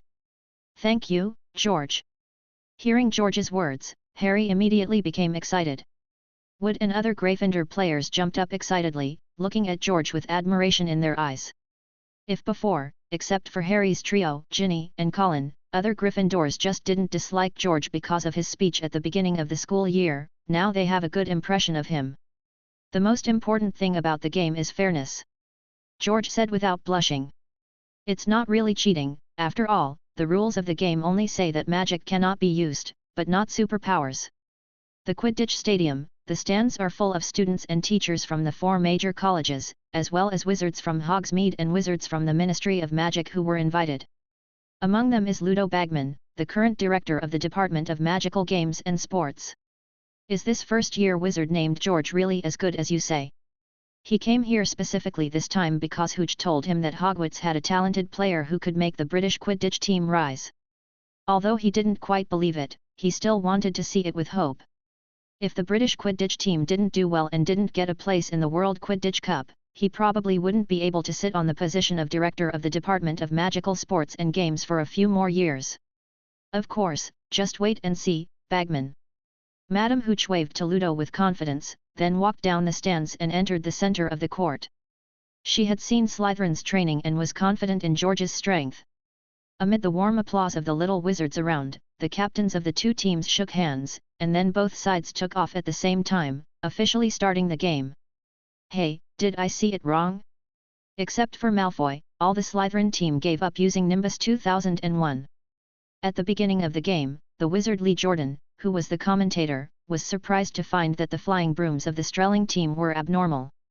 The fact that all the members of the Strelling team were using Nimbus 2001 had also caused a sensation in Hogwarts for a while. "Snape, this is not the style of your team? And you rarely stand here with me to watch the game." McGregor, who was responsible for monitoring Lee Jordan's commentary, looked at Snape standing next to her with some surprise. As the #1 Quidditch fan and once the most talented seeker of Hogwarts Gryffindor, she fell off her broom during the game in her 7th grade because of a foul by the Slytherin team, suffering a concussion and several broken ribs. So she had always hoped that Slytherin would lose miserably. This is George's suggestion. He thinks that if we Slytherins want to win, we must win openly and fairly. Snape replied without raising his head. McGregor rarely smiled gently when he heard this. George is indeed a good boy. Just for his fairness, I give Slytherin 10 points. It turned out that George from the Slytherin team proposed that the game with the other 3 colleges should be fair and just. It seems that the Slytherin team is not so fond of cheating and fouling. Lee Jordan heard the conversation between Snape and McGonagall and immediately explained it into the microphone. Then he was hit on the head by the 2 deans at the same time. The last sentence just now was a joke. Let's focus on the game. Oh, George from Slytherin got the ball first, and the flying broom he controlled avoided the obstruction of all the players of the Gryffindor team in a dangerous posture. Then it went in. What a beautiful goal. Oh, it went in again. It was George again. He hung on the flying broom with one hand and kicked it into the goal. It was George again. This time he stood on the flying broom and shot the ball in an arc. It was still George. With George's various fancy goals, the Gryffindor players were stunned, and the little wizards of Slytherin in the audience below were so excited that their voices were hoarse. 120 to 20, there are still 50 points and it's almost over. George looked at the scoreboard and thought to himself.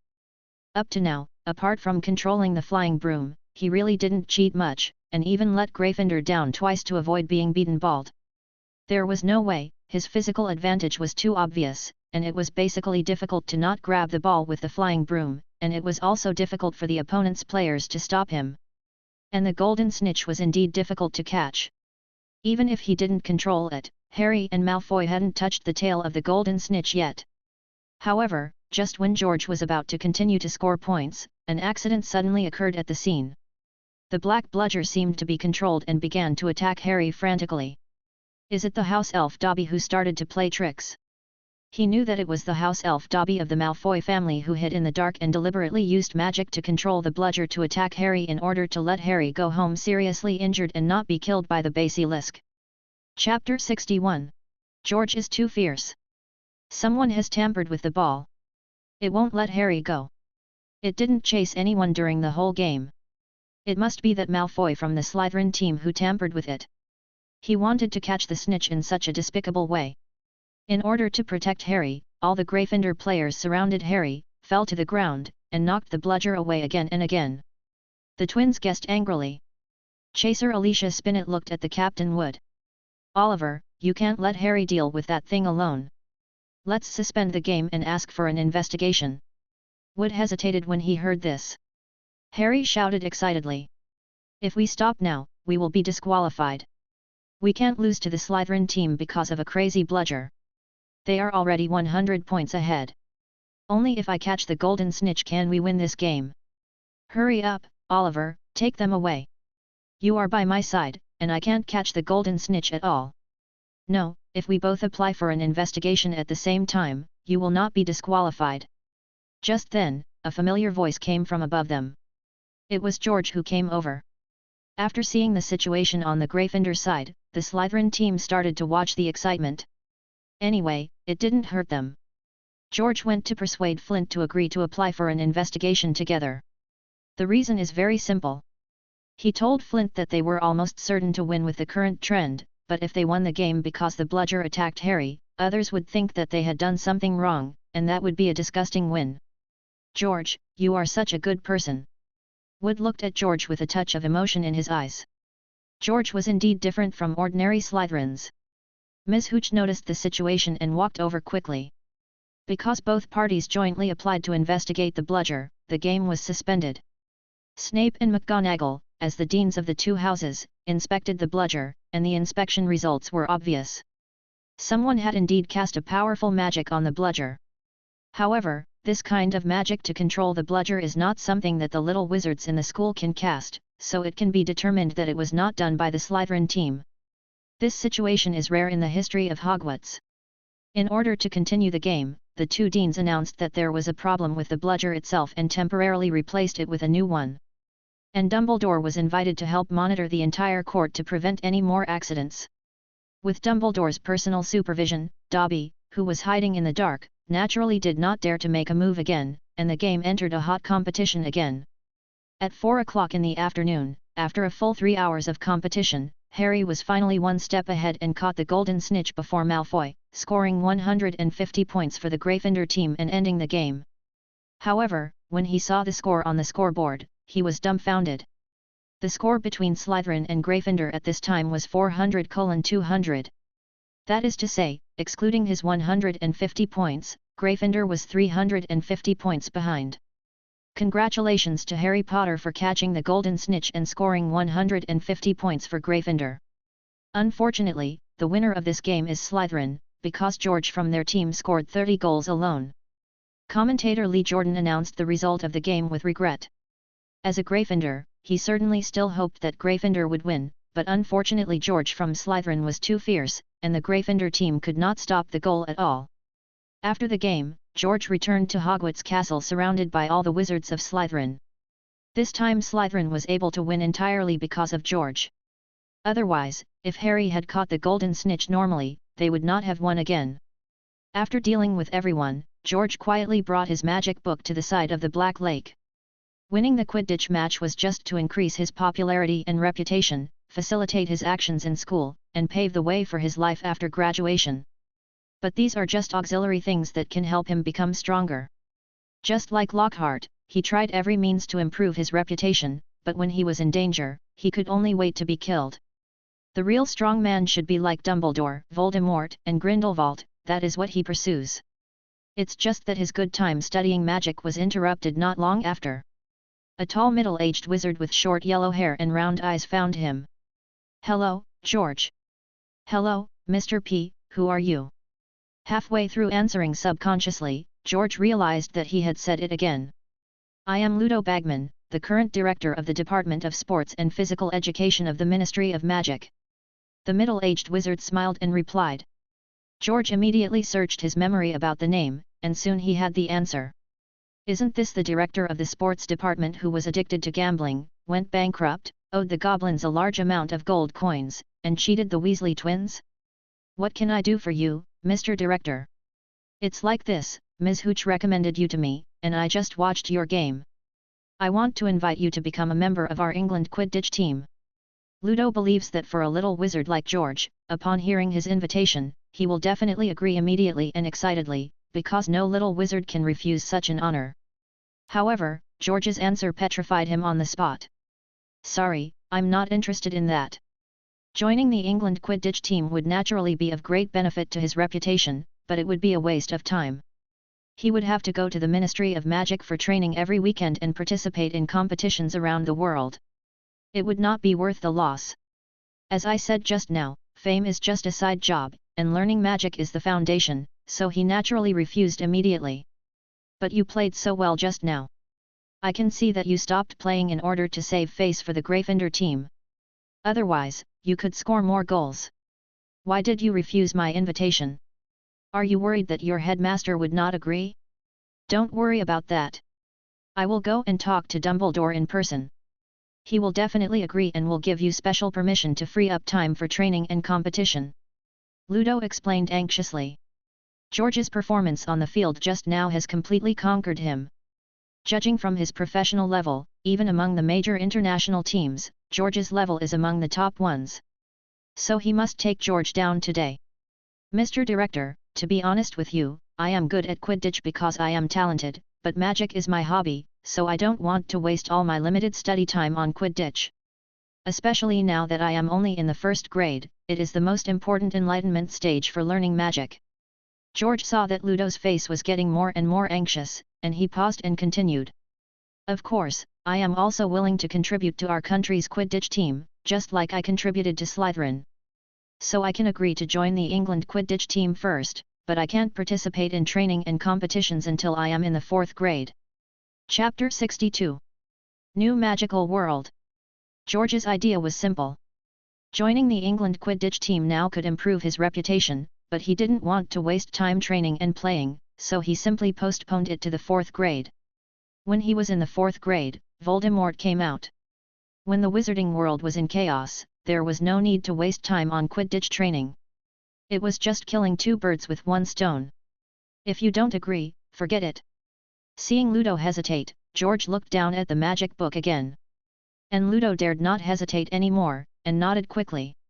Agree, I will go to your principal to talk about this, and then we will sign the contract today.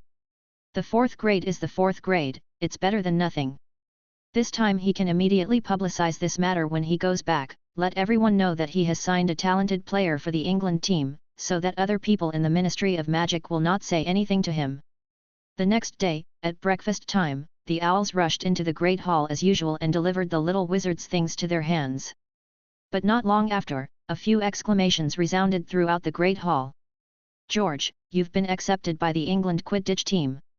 "Oh, look here, it says the director of the Ministry of Magic's Sports and Physical Education Department said that he has discovered a rare Quidditch genius from Hogwarts. He scored 30 goals in the Quidditch game in his first year, and his talent far exceeds that of Viktor Krum of the Bulgarian national Quidditch team." "George, isn't he talking about you? Look at the back of the newspaper, there is a group photo of George, Ludo, Snape, and Dumbledore." The little wizards who have the habit of subscribing to the Daily Prophet soon found today's headlines, which also made the little wizards in the entire auditorium boil. After a torrential rain of 100,000 Ys, George finally got rid of those little wizards with stars in their eyes and left the auditorium. He can only be thankful that today is Sunday. If it was Monday, there would be more little wizards, and he would not be able to get rid of them so quickly. In the afternoon, when the whole school was boiling over the fact that George was accepted by the England Quidditch team, the second attack occurred. Colin Creevey, who was born as a Muggle, was attacked in the same way as Mrs. Norris and was petrified and sent to the bed in the school hospital. Suddenly, rumours were flying everywhere, everyone was suspicious, and many young wizards began to act in groups of 3 or 5, fearing that they would become the next target of attack. George still did not ask about this, but just went to the school hospital to visit Colin, who was petrified, as a friend. With the legendary wizard Dumbledore, it is impossible to really let the basilisk kill the young wizards. He did not take action just to train the future savior Harry. Anyway, he did not believe that such a big basilisk attacked people in Hogwarts Castle, and Dumbledore would not notice it at all. Because of Colin's attack, Harry and the other two confirmed the speculation that Malfoy might be the heir. In order to prevent other Muggle-born wizards from encountering danger again, Hermione officially brewed Polyjuice Potion in the bathroom of Moaning Myrtle. George did not participate, and continued to concentrate on studying magic as usual. Time lasted until the second week of December, when Professor Snape came to the common room to collect the names of students who would stay in school for Christmas. George did not sign the list.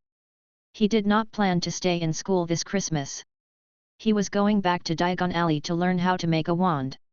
During this period, he had been learning the knowledge of wand making in the library, but he did not understand many aspects, and there was no professor who was more proficient in this aspect in the school.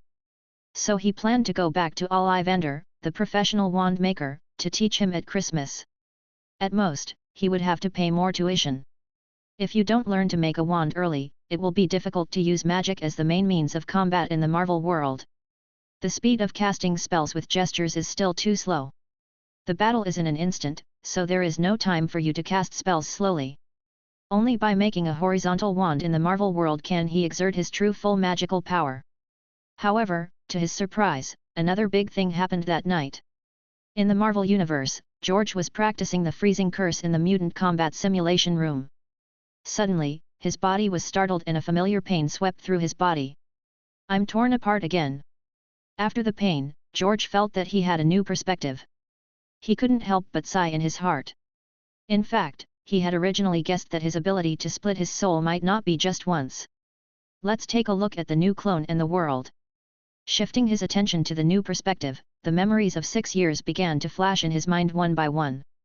His clone this time was not a human, but a cat, but this cat was not an ordinary cat, but a magical cat with magic power, natural flying magic, and the ability to speak.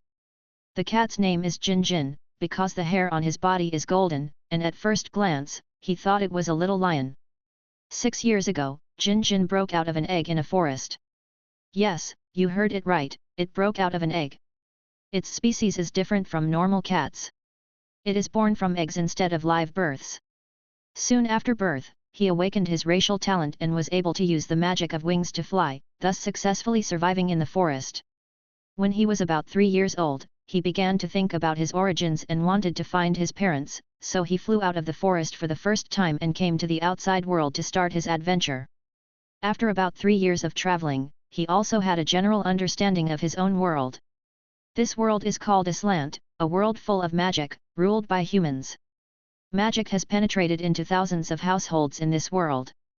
Basically, even ordinary civilians who do not learn magic will use some magic items, and there are various magic shops on the streets. The most distinctive among them are wizards and wizard guilds spread across various cities. Wizards are people who learn magic and fight with magic, and wizard guilds, in George's view, are like mercenary guilds, accepting tasks to earn commissions, but all mercenaries are wizards. And there are many wizard guilds in this world, and each guild is equivalent to an independent organization. Jinjin accidentally learned during his travels that there is a guild called Fairy Tale in the Kingdom of Fiori, which seems to be one of the most powerful wizard guilds in that country. Among them was a powerful wizard called Fire Dragon, who had a flying and talking cat named Harpy. Jinjin suspected that Harpy was of the same species as him, so he wanted to go to Fairy Tale to find Harpy and ask him if he could find out his origins. Unfortunately, when he went to Magnolia City where Fairy Tale was located, he met wizards from the Dark Guild. Because he didn't want to be captured as a pet, he died in the hands of those dark wizards. So there was the scene where George's split soul took over the body. Chapter 63. George vs. the Dark Mage. This world is great. Originally, he was still worried about his new clone being a cat instead of a human. But after learning about the situation of this new world through Jinjin's memory, this worry disappeared. Because the magic in this world is so common, it means that the magic system in this world must be very complete, which is very suitable for him to improve his strength. It's this fairy tale. Why do I feel like I've heard it somewhere? George carefully recalled his memories of his previous life.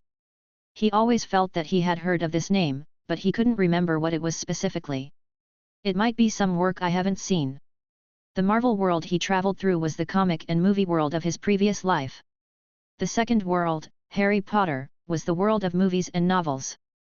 Then this third world must also be a work. It's just that he has seen the first two, but not this one. Maybe he accidentally saw the name somewhere, so he has an impression of it. He was born in the 1980s in his previous life.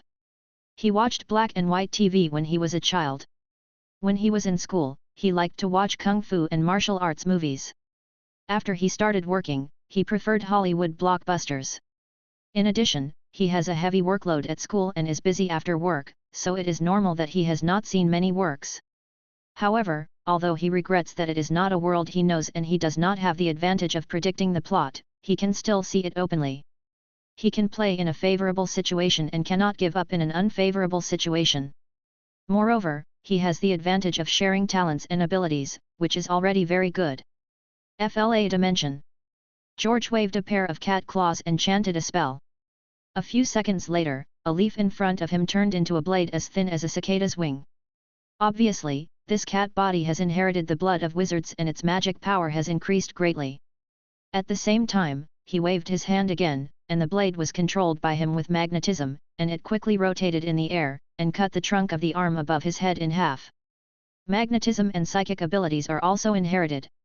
The original body of the Marvel world and the clone of the Harry Potter world also felt that the magic power in their bodies became more full at this time. Although the magic power of the cat is not high, it still has a certain bonus. Of course, this magic power is not important. What is important is the cat's innate magic wings. The original body and the clone closed their eyes at the same time and activated the wing magic for the first time. Instantly, a pair of large white wings appeared behind them. If a normal person saw that scene, they would definitely think that an angel had descended to the earth. He flapped his wings and flew up very lightly. If he used to fly by relying on the magnetic force to control the metal plate on the sole of his shoes and dragging his body to float slowly, now he has the ability to fly at high speed in battle. You know, being able to fly in the air at high speed is equivalent to having air superiority, which is very obvious for the improvement of strength. Since I have your body, I will avenge you first. After moving his cat body, the clone in this world also spread his wings and flew into the air, and began to search for the 3 wizards of the Black Wizard Guild who killed Jinjin not long ago. The Black Wizard Guild refers to the unrecognized informal wizard guild in this world, which is similar to some killer organizations and terrorist organizations. The Black Wizards of its guild basically accept illegal tasks such as murder and robbery. The 3 black magicians who killed Jinjin were not masters.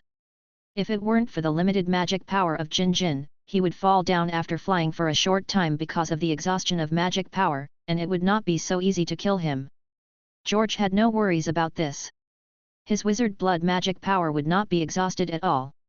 He could fly for 24 hours without sleep. In addition to his magic and superpowers, it would not be a problem to deal with the opponent, and he could escape if he couldn't. Of course, helping Jin Jin to avenge was only one of the goals. The most important thing was to get some money. No matter which world you are in, you can't move without money. The little money that Jin Jin saved from picking magic herbs in the wild was robbed by the 3 black magicians. Not only could he get the money back by killing the 3 black magicians, but he could also rob the money of the 3 black magicians. Found it. Half an hour later, he saw the 3 black magicians sitting on a grass in the forest, eating grilled fish. He didn't impulsively go up and do it directly, but landed not far from the 3 magicians and began to prepare. According to Jin Jin's memory, among these 3 wizards, one can use the magic of changing clothes to summon magic weapons for close combat, and the other can use fire magic for long-range attacks. The last one is good at wind magic and can use the wind to bind the opponent. Jin Jin was unable to fly away immediately because he was bound by the wind. FLA dimension. Oolong out of the hole. He used the transformation spell to turn the nearby leaves into blades, needles, steel wires and other weapons he often used, and then used the snake summoning spell to conjure hundreds of poisonous snakes on standby. When he saw the 3 black wizards over there getting up and preparing to leave, he launched a sneak attack. His first target of the sneak attack was the wizard who was good at wind magic. He controlled the imperceptible steel needle and pierced the opponent's brain directly through the ear when the opponent was not alert, and twisted it hard, killing him on the spot. The wind wizard can block his flight, so he must be eliminated immediately. In this way, even if he can't beat him, he can escape calmly. The death of the wind wizard immediately aroused the vigilance of the other 2 black wizards. When George controlled the steel needle to continue attacking the other 2 people, one of the melee magicians directly conjured up a pair of swords and forcefully bounced his steel needle away. Who dares to attack our Death Fang wizard? The wizard is really different from ordinary people. At this time, George deliberately flew out of the forest and attracted the attention of the 2 black wizards. Normally, with his current magnetic force, he could control a steel needle to attack with all his strength. Even if a normal person was alert, he would not be able to react and dodge. But the opponent's melee wizard, who specializes in close combat, is obviously no longer an ordinary person. Whether it is strength, speed, or reaction ability, under the blessing of magic, it has exceeded ordinary people by a lot. That's why he could use the sword to knock his steel needle away at the first time. If he hadn't been completely unprepared at the beginning, it is estimated that the wind wizard would not be so easily killed by his steel needle. It's you, the cat, who didn't die. When the melee black wizard saw George appear, he immediately showed a puzzled look in his eyes. He clearly remembered that he pierced the golden cat with a sword. How could it be alive again? George did not reply. While the 2 black magicians were stunned, he controlled 5 or 6 sharp blades to rotate and attack them. You want to hurt me with this level of attack? The melee black magician reacted quickly. Seeing the attacking blades, the 2 swords turned into after-images and knocked each blade away accurately. The speed and power of these blades were not as good as that of the steel needle. Since you are not dead, let you die again. The fire black magician who was protected by the melee black magician spread his hands, and the red magic circle took shape immediately. Flame whirlwind. A flame sprayed out from the magic circle and turned into a whirlwind that swept towards George. Chapter 64. The value of the traceless stretching spell. Faced with the sweeping fire attack, George had expected it, and flapped his wings to quickly take off, escaping the range of the fire whirlwind attack. But this also made it impossible for him to accurately control the blade to attack. Fortunately, he had prepared a backup plan. Bite them. The hundreds of venomous snakes that had been hiding in the bushes and slowly approaching the 2 black magicians suddenly jumped up and shot towards the 2 after hearing George's order. Ah! The melee black magician reacted quickly, waving his double swords to cut all the venomous snakes that bit him in half, but the fire magician's reaction was not so fast. Although he controlled the fire whirlwind to turn around in time to catch all the venomous snakes in one net, he was still accidentally bitten by a venomous snake and his body began to paralyze. At this time, George swooped down, closed the distance again, controlled the blade to entangle the melee black magician, and at the same time, the sharp cat claws popped out, tearing the neck of the fire black magician with one claw. Don't forget that his cat body now not only has the original power of the cat, but also the power of the other two world bodies. Although it may not be as strong as that of the melee black magician, it is already beyond ordinary people. With such power concentrated in the sharp cat claws, coupled with the full strength dive and flying down, it is not too difficult to tear the fragile neck with one blow. You guy, you are looking for death. The melee black magician was furious when he saw this, and the speed of the double swords dancing immediately increased. He actually chopped the blades controlled by George into pieces and turned them into leaves again, and rushed towards George at the same time. George did not pull up and escape immediately, but just kept flying forward, which made the melee black magician feel that there was hope to kill him, and followed closely behind. But while flying, George kept waving his cat claws and muttering something, obviously preparing for the next spell. There is a trap. The melee black magician who was chasing behind suddenly felt his calf numb, as if he had hit something, and quickly rolled forward to avoid it. But even so, there was a deep blood mark on his calf. It turned out that George had arranged a steel wire here in advance, and just now he deliberately flew towards this side. Fall to the ground. Just when the melee black mage was about to get up and continue chasing, George had already flown in front of him and stretched out his cat claws to point at him. A blue magic light hit the melee black mage's eyebrows, and he immediately fell to the ground with his eyes rolled up. I didn't expect that a few minions from an unknown black mage guild would be so difficult to kill. It seems that the magicians in this world are not weak. With a sigh inwardly, George controlled the melee black mage's magic sword and beheaded him with one sword. Afterwards, he packed up all the valuables on the three black mages and continued on the road to the Fairy Tale Guild. He decided to go to Fairy Tale, naturally not to understand his racial background like Jin Jin, but to see if there was a chance to join the kingdom's largest guild and learn some magic that could improve his strength. In the battle just now, he suddenly discovered something he had overlooked before. That is, the magicians in this world can release magic very quickly, and they don't need to use props such as magic wands, which is very suitable for fighting. If he can master more magic in this world, even if the Marvel world can't find suitable materials to make a magic wand for a while, he can still use the magic of this world to assist in fighting. The next day, a prosperous city in another world appeared in George's eyes. This should be Magnolia City. Jin Jin was not too far from Magnolia City, and George could continue to use flying magic to fly, so it took less than a day to reach the city where the Fairy Tale Guild was located. First find a magic store to sell these things for money to get some food. Carrying a small bag on his back, George spread his wings and flew into the city in front of him. Although his small bag is not big, it contains all the things of the three black magicians, because he cast the traceless extension spell on the small bag. The traceless extension spell is an advanced spell that can enlarge the original space, and it is very difficult to learn. Even though he had started researching not long after the start of school, and even consulted many professors, he could only barely expand the space to nearly 2 cubic meters.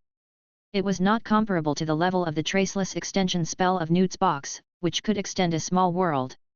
But it was enough to hold all the things of 3 dark wizards. After roughly circling the sky over the city, he soon found a store with a magic shop logo. Welcome. Lifting up his cat paw and pushing open the door, George walked in with a small bag on his back, and was greeted by an old man's warm greeting. However, after the old man subconsciously greeted him, he was obviously stunned for a moment, because he only saw the door being pushed open and the magic bell at the door rang, but he didn't see the customer coming in. I'm here. George helplessly spread his wings and flew directly to the counter. His clone in this world is a magic cat, and it is still a very small one, at most only slightly larger than the palm.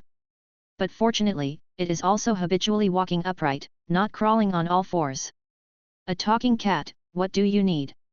As the owner of a magic shop, the old man was naturally well informed, especially after having seen the cat from Fairy Tale, so he immediately returned to normal after a little surprise. I want to sell something, how much do you think it's worth? George shook his little bundle downwards, and all the belongings of the 3 dark wizards were shaken on the counter. The old man picked up something similar to a magnifying glass, with a small magic circle rising from it, and began to identify the items on the counter one by one. 2 lower-level magic swords engraved with acceleration marks, worth 1500 J. A ring that assists in strengthening fire magic, worth 1000 J. A headband that can release wind magic, worth 1200 J. After sorting out everything, the old man said with a kind face. If we recycle everything together, I'll give you 10,000 J. 10,000 J? I see that the wind beam headband in the shop is priced at 6,000 J. Isn't that a bit expensive? George controlled the tail behind him and pointed at the headband on the counter next to the one on the table that was exactly the same as the one on the table, with a slightly dissatisfied tone. Even if it is second-hand, but the magic item is not other, the recycling price is somewhat excessive. The old man still kept smiling and replied. The market is not good now, so if it doesn't work, forget it. But in the end he pointed to George's little bundle. If you are willing to sell this to me, I can offer you 150,000. The previous ones were low-level magic items and not worth much, but this little baggage was obviously a rare space magic item. Even if it cost 150,000 yuan to recycle, he could still find a buyer and sell it for more than 300,000 yuan. If you're lucky, you might be able to sell it for more than 400,000 yuan. You know, space magic props have always been valuable in the market. After all, except for magicians with space-based characteristics, other magicians have to carry their luggage honestly when going out. And many nobles and wealthy businessmen among ordinary people have been asking for space-based magic props at high prices. Chapter 65. 150,000. George's eyes suddenly lit up. He didn't expect that the 2 square meters of small baggage he created with the traceless stretching spell could be sold for 150,000 yuan in a magic shop. 150,000 is not a small amount of money in this world. The prices of most magic items in this magic shop rarely exceed 100,000, and few exceed 50,000. Ordinary people with 150,000 J can already live a good life for several years. As long as he is willing, he can easily get hundreds of small burdens like this in a day. This also means that his avatar in this world will no longer be short of money in the future. But after thinking about it carefully, he gave up this naive idea. Things are rare and valuable. If he does too much, they will become worthless and may easily cause unnecessary trouble. As long as you have enough money, the main thing at this stage is to study magic. It can only be said that some magic in the Harry Potter world is very useful. A traceless stretching spell actually allowed him to indirectly achieve financial freedom in this world. 200,000, we won't sell it for less. George rolled his eyes, reached out and took the small bundle in his hand again. The old man didn't hesitate at all when he heard this, and quickly took out a box from under the counter, then counted a stack of thick banknotes and handed it into George's hands. Okay, 200,000 is 200,000. There are a total of 212,000 here. Please keep it. He could easily make hundreds of thousands by reselling it for 200,000 yuan. It was still a pure profit, so he made a lot of money. You won't even pay back the price.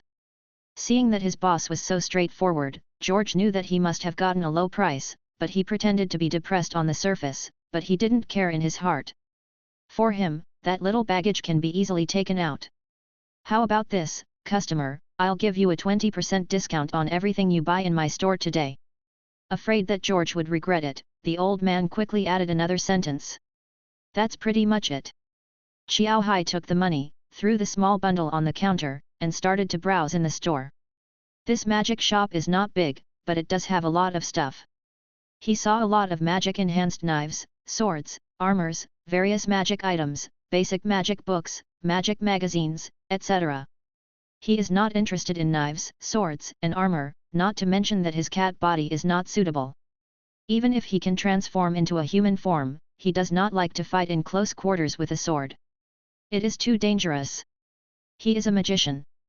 What he focused on were those magic magazines, magic books, and magic props. The magic magazine mainly talks about the dynamics of the major guilds in the kingdom's magic world, which helps him understand the world in more detail, and also the fairy tale guild in more detail. Magic books are the popularization of basic magic knowledge, the classification of magic, the history of magic, etc. The functions of magic props are diverse, including life, combat, and rich functions. How much do Feng Yang's glasses cost? After picking and choosing, he soon found a magic item that he was very interested in. According to the description on the counter, as long as you wear Feng Yang's glasses and read a book, you can browse at a speed of 5 pages per second, which can help users quickly learn corresponding knowledge. He now has to learn the magic system of this world from scratch and needs to read a lot of magic books.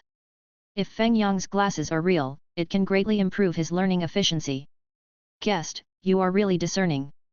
This is one of the best magic props in our store. It costs 50,000 J.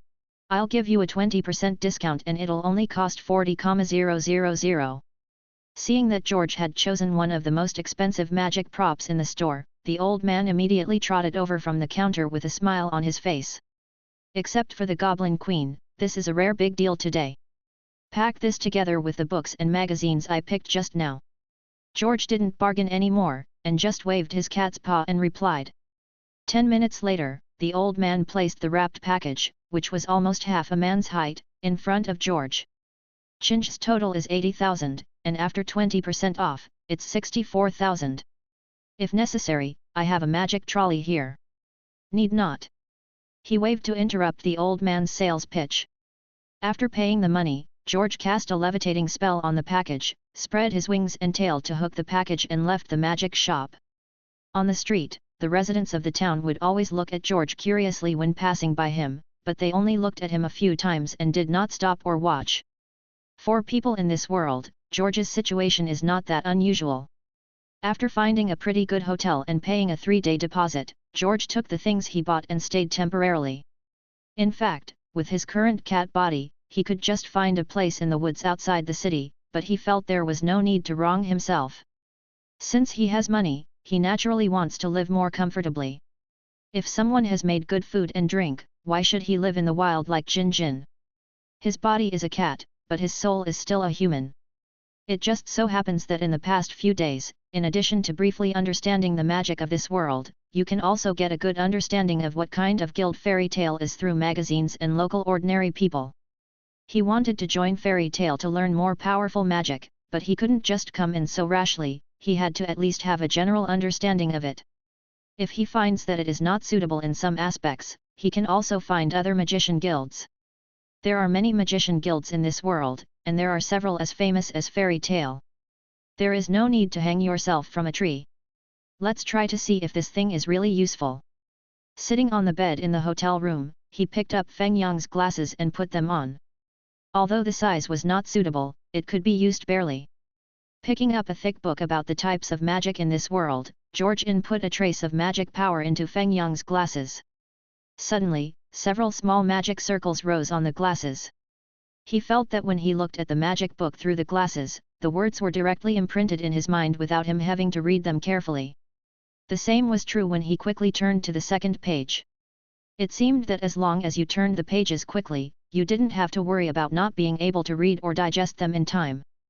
The magic book that would have taken several days to finish was finished in less than an hour with Feng Yang's glasses at this moment. It was just that after reading it, the brain felt a little dizzy. According to the old man's introduction before, it is best to use Feng Yang's glasses for no more than 2 hours a day, otherwise the brain will be particularly tired.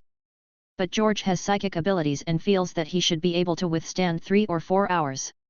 As for this shortcoming, he felt that the flaws outweighed the advantages. Think about it, a book that took several days to read can now be finished in an hour.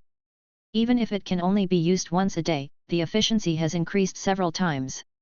Moreover, during the cooling period, you can do other things, such as practicing magic, digesting the magic knowledge learned from reading books, etc. When I have a certain level of magic in this world, I must be the first to learn to make this magic prop.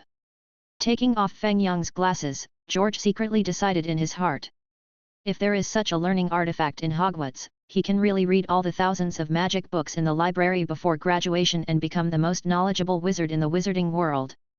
Chapter 66. Fairy Tale Guild. But speaking of which, there are quite a few types of magic in this world. He had just finished reading the entire book about the magic system of this world, and found that the magic in this world was quite different from the magic system in the Harry Potter world. The Harry Potter world is mainly about life, and most spells are created to make the lives of wizards more convenient and beautiful, while the magic in this world is mainly for fighting. And there are many types of magic. In addition to the normal magic systems of various elements that he can understand, there are also some special magics, such as the dressing magic of the melee black magician he killed before. Buy various magic weapons and put them in a specific space, which can be summoned and replaced immediately during battle. The size of the space depends on the mastery of this magic. Making various elements into various shapes to increase the attack power of the modeling magic. Attachment magic to attach souls to various objects for fighting. Using a special star key to open the gate of the star world and summon various stars to help fight the star magic. There are hundreds of subdivisions such as smoke, warriors, paintings, text, speed, spells, reception, etc. That's not all. There are also extremely dangerous forbidden magic, lost magic, and super magic that can destroy towns and even the entire continent. But generally speaking, it is divided into two categories, possession system and ability system. The possession system is to use magic props to cooperate with one's own magic power to cast magic, such as star magic and card magic. The ability system is to use the cultivated magic power to manifest various magics, such as modeling magic, receiving magic, etc. After a short rest, he started reading magazines about major wizard guilds. 2 days later, George spread his wings and flew out of the window of the room, passing through the Carthia Cathedral in the city center, crossing a clear stream, and on the high ground in front of the big forest in the northwest corner, he saw the famous fairy tale wizard guild of this kingdom. This is a 3-story building with 2 flying fairies on the gate plaque, and the guild's unique fairy logo is hung on the roof. After 2 days of understanding from magazines and local people, the Fairy Tale Guild is a wizard guild with a history of 100 years, and the local reputation is very good. There has never been a case of fairy tale wizards bullying ordinary people, which shows that the guild's character should be fine. It's just that their behavior is a little bit out of tune. Regardless of the difficulty of the tasks they receive, they can basically complete them, but when completing the tasks, they often cannot control the power of magic and cause a lot of damage to public facilities, and are publicly condemned by the Magic Council. With his current strength, he is definitely not a master in this world. So finding a wizard guild with a more reliable reputation and character in all aspects will help him study and research magic with peace of mind. The most important thing is that this wizard guild has already had a precedent of a magic cat like him joining, so his success rate in joining the guild will be much higher. Standing in front of the guild gate, George stretched out his cat claws and pushed open the door with exquisite patterns. A very spacious hall appeared in front of him. The hall was filled with chairs. 2s and 3s of wizards gathered at a table, drinking wine and talking about their mission experiences. It looked very lively. Because the door was suddenly opened, these wizards also looked towards the door. When they saw George, a kitten with golden hair, standing at the door, they couldn't help but blinked. "Harpy, why did you dye your hair golden? Where's Natsu? Didn't you go to Harjan to find the dragon?" One of the male wizards with obvious rabbit teeth stretched out his hand to greet George. George used flying magic to fly directly to the front desk of the hall and said loudly, "I'm not a harpy, my name is George, I want to join your fairy tale, what procedures do I need to go through?" "You are indeed a little different from a harpy, you look smarter than a harpy." A female wizard sitting at the front desk, wearing a blue bikini on the upper body and bell-bottom pants on the lower body, looked at George in a daze, then picked up the barrel of wine next to her that was as thick as 3 people and guzzled it. That posture made George's cat whiskers tremble. He had never seen anyone drink like this before, and it was a bit too generous. "Kana, if you say that, the harpy will be sad." At this time, a gentle lady in a red dress, with a great figure and a sunny smile, stood up from behind the counter, looked at George and said with a smile, "To join the guild, you need the consent of the president. Wait here, I will go upstairs to call the president for you." "Then thank you." George nodded very politely, and then sat on the round stool at the front desk. This white-skinned, sweet-looking white-haired lady is called Myra Jane. He often sees her in wizard magazines. She is called the sign girl of fairy tale and has served as a model for the wizard magazine Weekly Sorcerer many times. She is very popular throughout the kingdom. As for her strength, it is not mentioned in the magazine, so it is estimated that she is not very powerful. Knowing that George is not a harpy, and hearing him say that he wants to join fairy tale, the wizards who are drinking also laughed and talked about it. At this time, George was not idle either. His eyes swept across the entire hall, identifying those powerful wizards with names and surnames that were mentioned in magazines. The one who was wandering around in his shorts without a shirt on should be Grey, who was good at ice-shape magic, and Rocky, a possession magician, who was talking about love with two beautiful magicians. The man with an unusually tall figure and white hair like Myra Jane was Elfman, known as Beast Arm, who was good at receiving magic. The fire dragon Natsu of the fire magic and the magic cat Harpy of the same race as him were not there. According to what the magician just said, they seemed to have gone to Harjan to find dragons. But what puzzled him was that he saw in the magic history book that dragons had long been extinct in this world. There were dragons in this world, and according to the description in the book, they were much stronger than the dragons in the Harry Potter world, because the dragons in this world had higher wisdom than humans and powerful dragon magic. Legend has it that dragons ruled the world in ancient times, but later, for some unknown reason, dragons became extinct, and humans became the masters of the world. Although the dragons in the Harry Potter world were powerful, they were not intelligent. They were just big lizards with strong bodies that could breathe fire. Several S-class wizards are not here. After looking around, he did not see the most powerful S-class wizard of Fairy Tale, which made him a little disappointed. According to the magazine, the most powerful in this kingdom are the 10 holy wizards. The president of the Fairy Tale Guild is one of them, followed by S-class wizards, and there are several Fairy Tale wizards on the list. Just when George was feeling sorry, the door of the guild was violently kicked open. "We are back." A boy with cherry-colored short hair, droopy eyes, and a scarf, a blue cat carrying a small bag, and a girl with long golden hair and a particularly outstanding figure appeared at the door of the guild. Chapter 67. Giant Magic. Welcome back. Seeing the boy at the door, the magicians from Fairy Tale all raised their glasses. It was obvious that the boy was not a small player in the guild.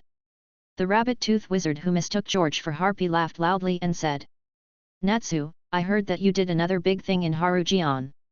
However, just in the middle of his words, a big foot hit his face, and then his whole body flew out, crashing several tables and knocking away the wizards on several tables.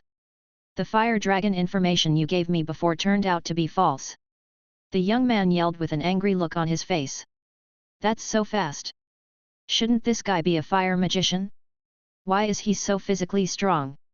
At this time, George, who was standing on the round stool at the front desk, had a slightly doubtful look in his eyes. Since the boy's name is Natsu, and he also carries a magical cat like him, he should be the most powerful flame mage fire dragon in Fairy Tale, as introduced in the magic magazine, and is good at fire magic. But just now, the young man rushed from the door to the rabbit-tooth wizard, and even faintly ran out of the after-image, and the force of that kick was also very powerful. These performances were much better than the melee black mage he killed before. As expected of Fairy Tale's famous mage, it seems that he is indeed different from ordinary mage. George was not afraid of this, but was secretly delighted. A fire dragon Natsu has such strength. I think the S-class above that must be stronger, and the holy mage is the strongest among the strongest. He is not afraid that the magicians in this world are too powerful, but that the magicians in this world are too weak. Because the higher the upper limit of a magician in this world means the higher the upper limit he can reach. If the most powerful magician in the world is not as powerful as him, then it will be difficult for him to become more powerful if he learns the magic of this world. How did I know that the information was false? I just kindly told you what I heard. Natsu, you want to fight, right? I'll accompany you." The rabbit-tooth mage pulled his head out of the wooden floor and furiously attacked Natsu. The back and forth between the two of them caused other magicians to be affected, and they all roared and joined the battle group, and then it turned into a bloody melee among the guild magicians. But George could tell that none of these guys were serious, because they were all fighting at close range with their bodies. But even so, he was a little speechless. Even if there are named magicians like Natsu, Gray, and Rocky, those magicians without names are not weak in physical strength even when they don't use magic. If a normal person was knocked flying and embedded in the wall, or his head was inserted into the floor, he would probably not die or be seriously injured, but these magicians just stood up and cursed like nothing was wrong, and continued to join the battle group. As they continued to fight, these magicians began to get excited. Among them, the blonde girl who followed the boy was still hurriedly trying to break up the fight, but when Gray was sneak attacked by Natsu and took off his pants, and went over naked to borrow her underwear, he finally couldn't help but break out and join the fight. No wonder it is called the most trouble-making guild of magicians. George looked at the guild hall, which was in a mess and was about to turn into ruins, and the magic circles gradually lit up around them, as if they wanted to test their magic power in the hall. I couldn't help but think of the extremely uniform evaluations of the Fairy Tale Guild in those magazines. Why don't you stop it? You bastards want to tear the guild apart. At this moment, George suddenly heard a roar from the second floor, and then he saw a thin old man less than 1 meter tall jumping down from the corridor on the second floor. In the process of falling, the body expanded rapidly and soon turned into a giant 7 or 8 meters tall. Seeing the appearance of the giant, the other magicians stopped and fled to the corner in fear. Only Natsu held his waist and laughed loudly. Ha ha ha, look at how scared you are, I won this contest.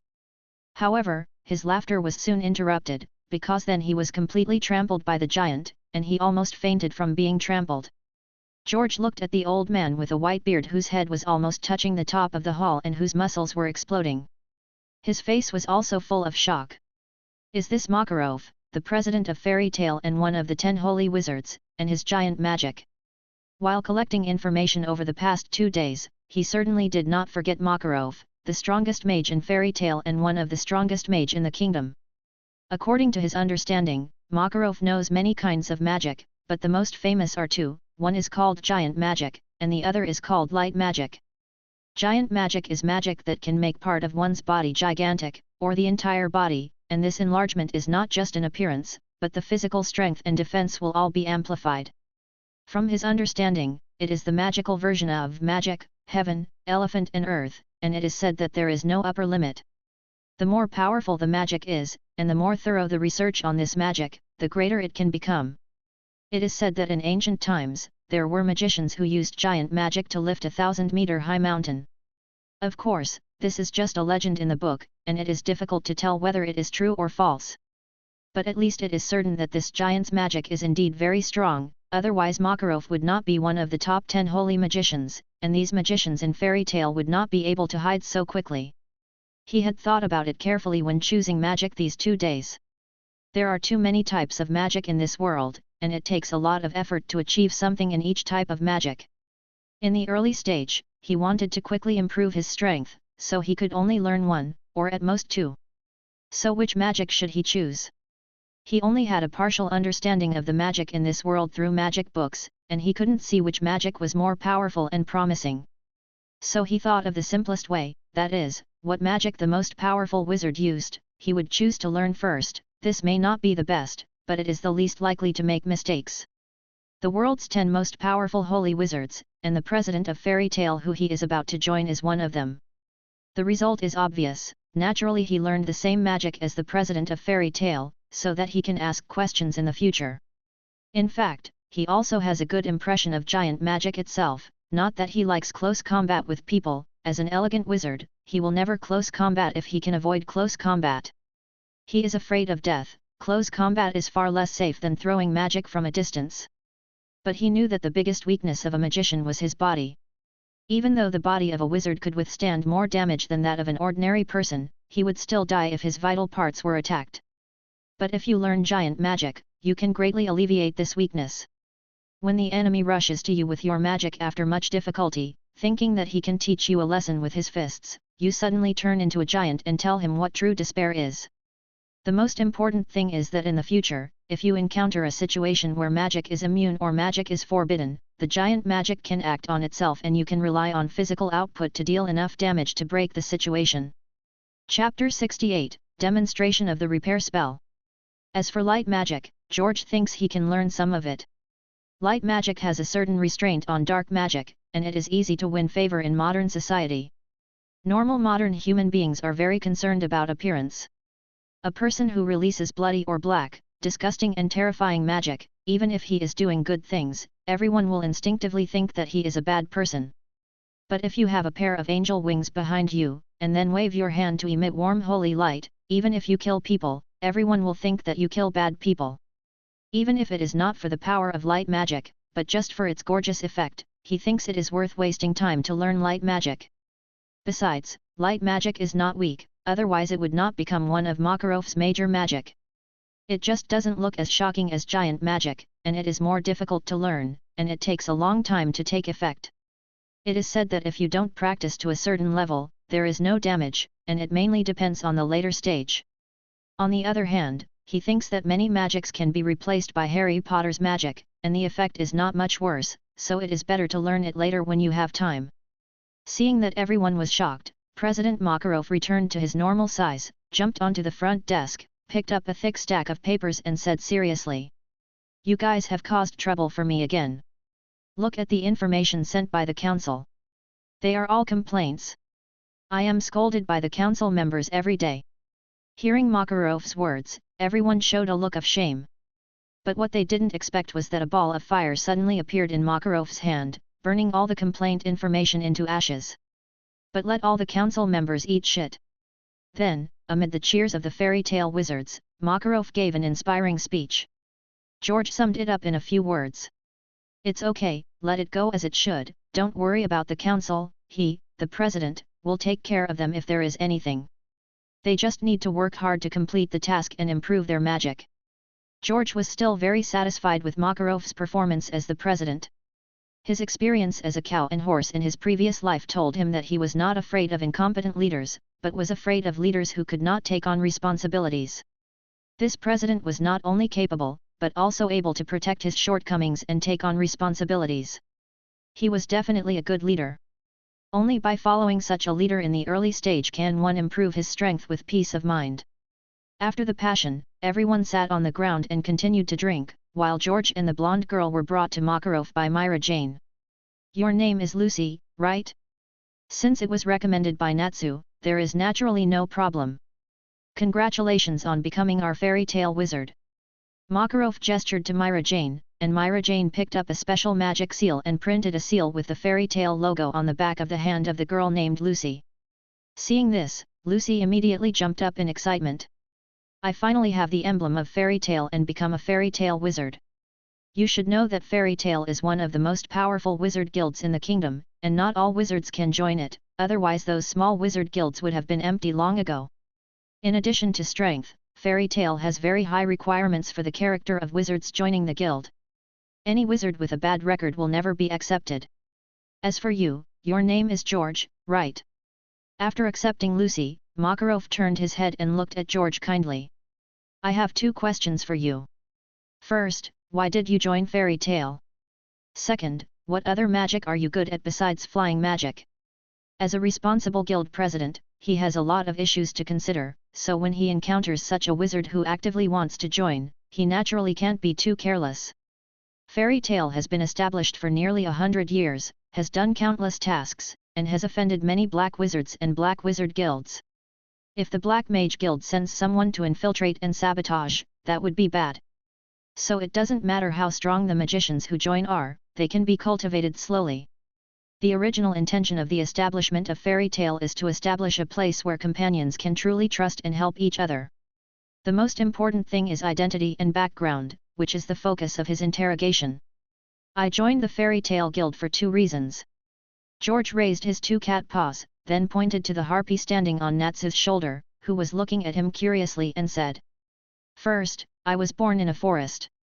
I don't know who my parents are, and I haven't seen any of my kind. After hearing that there is a cat similar to me in fairy tale, I want to come and see it." "Hey, Harpy doesn't know who his parents are." Natsu picked up Harpy and raised Harpy. Hearing this, Harpy immediately raised his right paw and replied. It was also the first time it saw its own kind, so it was a little curious. Unlike Jinjin who grew up wild in the forest and longed to find his own race and family, Happy was picked up by Natsu at birth, and then grew up in the warm big family of fairy tale, living a very happy life. Therefore, he never thought about looking for his own kind and family.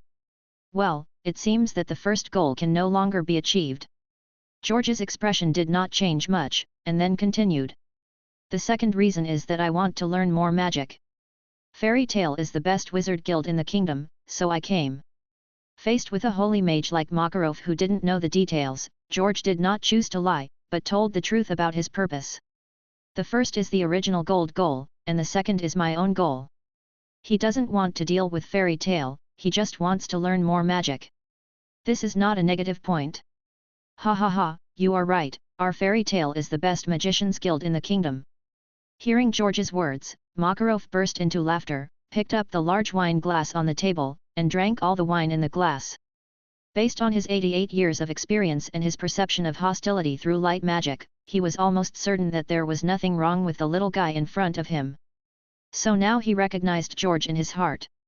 It doesn't matter if George only knows wing magic like Habib. Joining a guild is a companion. Companions will naturally help each other. There will be many companions willing to take George on missions to earn rewards. For example, Natsu and Happy are the best pairing. Next, let's talk about my magic. I have learned a lot of magic over the years, but most of them don't have much power, but I think one should be pretty good. George spread his wings and flew to a smashed table in the hall, waved his cat paw and chanted. Restored to the original condition. In an instant, the smashed table seemed to go back in time and returned to its original appearance. After circling the entire hall, dozens of repair spells were released in succession. The guild hall, which was originally broken and needed to be repaired by craftsmen, has become what it was when George first arrived. Chapter 69. I'm sorry, I don't have a good command of this magic, and the repair is relatively slow, but as long as you give me some time, I can repair the entire hall in one go. George landed on the stool again and folded his magic wings.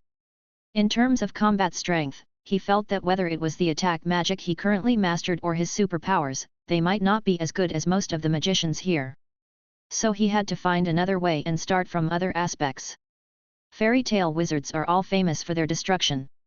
As reported in the magazine before, Grey single-handedly annihilated all the members of the famous German thieves clan, but also destroyed 7 houses. This kind of situation can be said to happen often in fairy tale, so his magic, which is good at repairing things, should be the type that is more in demand, and there is a high probability that he can pass the test of membership. Although he is not yet strong enough to repair a house all at once, he can take his time and do it slowly if necessary, and his magic power will not be exhausted anyway. In the future, when this spell is used proficiently, let alone a house, even a street can be restored to its original state in an instant. The most important thing is to avoid fighting. His goal is to learn and research magic, not to fight and kill. Crack!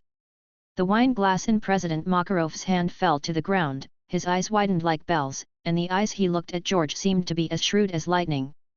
I saw his figure flashing, appearing in front of George in an instant, then grabbing George in his hand, stuffing him directly into Marajana's arms, shouting with excitement on his face. Little Myra Jane, give George a coat of arms quickly, quickly.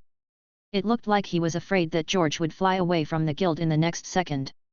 George's guess was correct, but he still underestimated the importance Makarov attached to repair magic. Wherever it might be needed, it was really needed. Don't look at Makarov standing there with an impassioned look just now, telling the magicians not to worry about the senior officials of the council and just go ahead and do it. But actually my heart is bleeding. Not to mention having to go to the council to apologize to the committee members, the fines paid alone have already put the guild's finances in the red every month. Here I focus on Natsu and Grey. The guild's financial income mainly comes from commissions from wizard missions, but in many cases the bonuses from these guys' missions are not as much as the compensation they pay. If it weren't for the support of a few reliable S-class magicians, the guild would have gone bankrupt long ago. And the appearance of George gave him a glimmer of hope. He does not need George to take on dangerous combat missions like other normal wizards. He only needs to be a firefighter and help other wizards deal with the aftermath after their missions are over.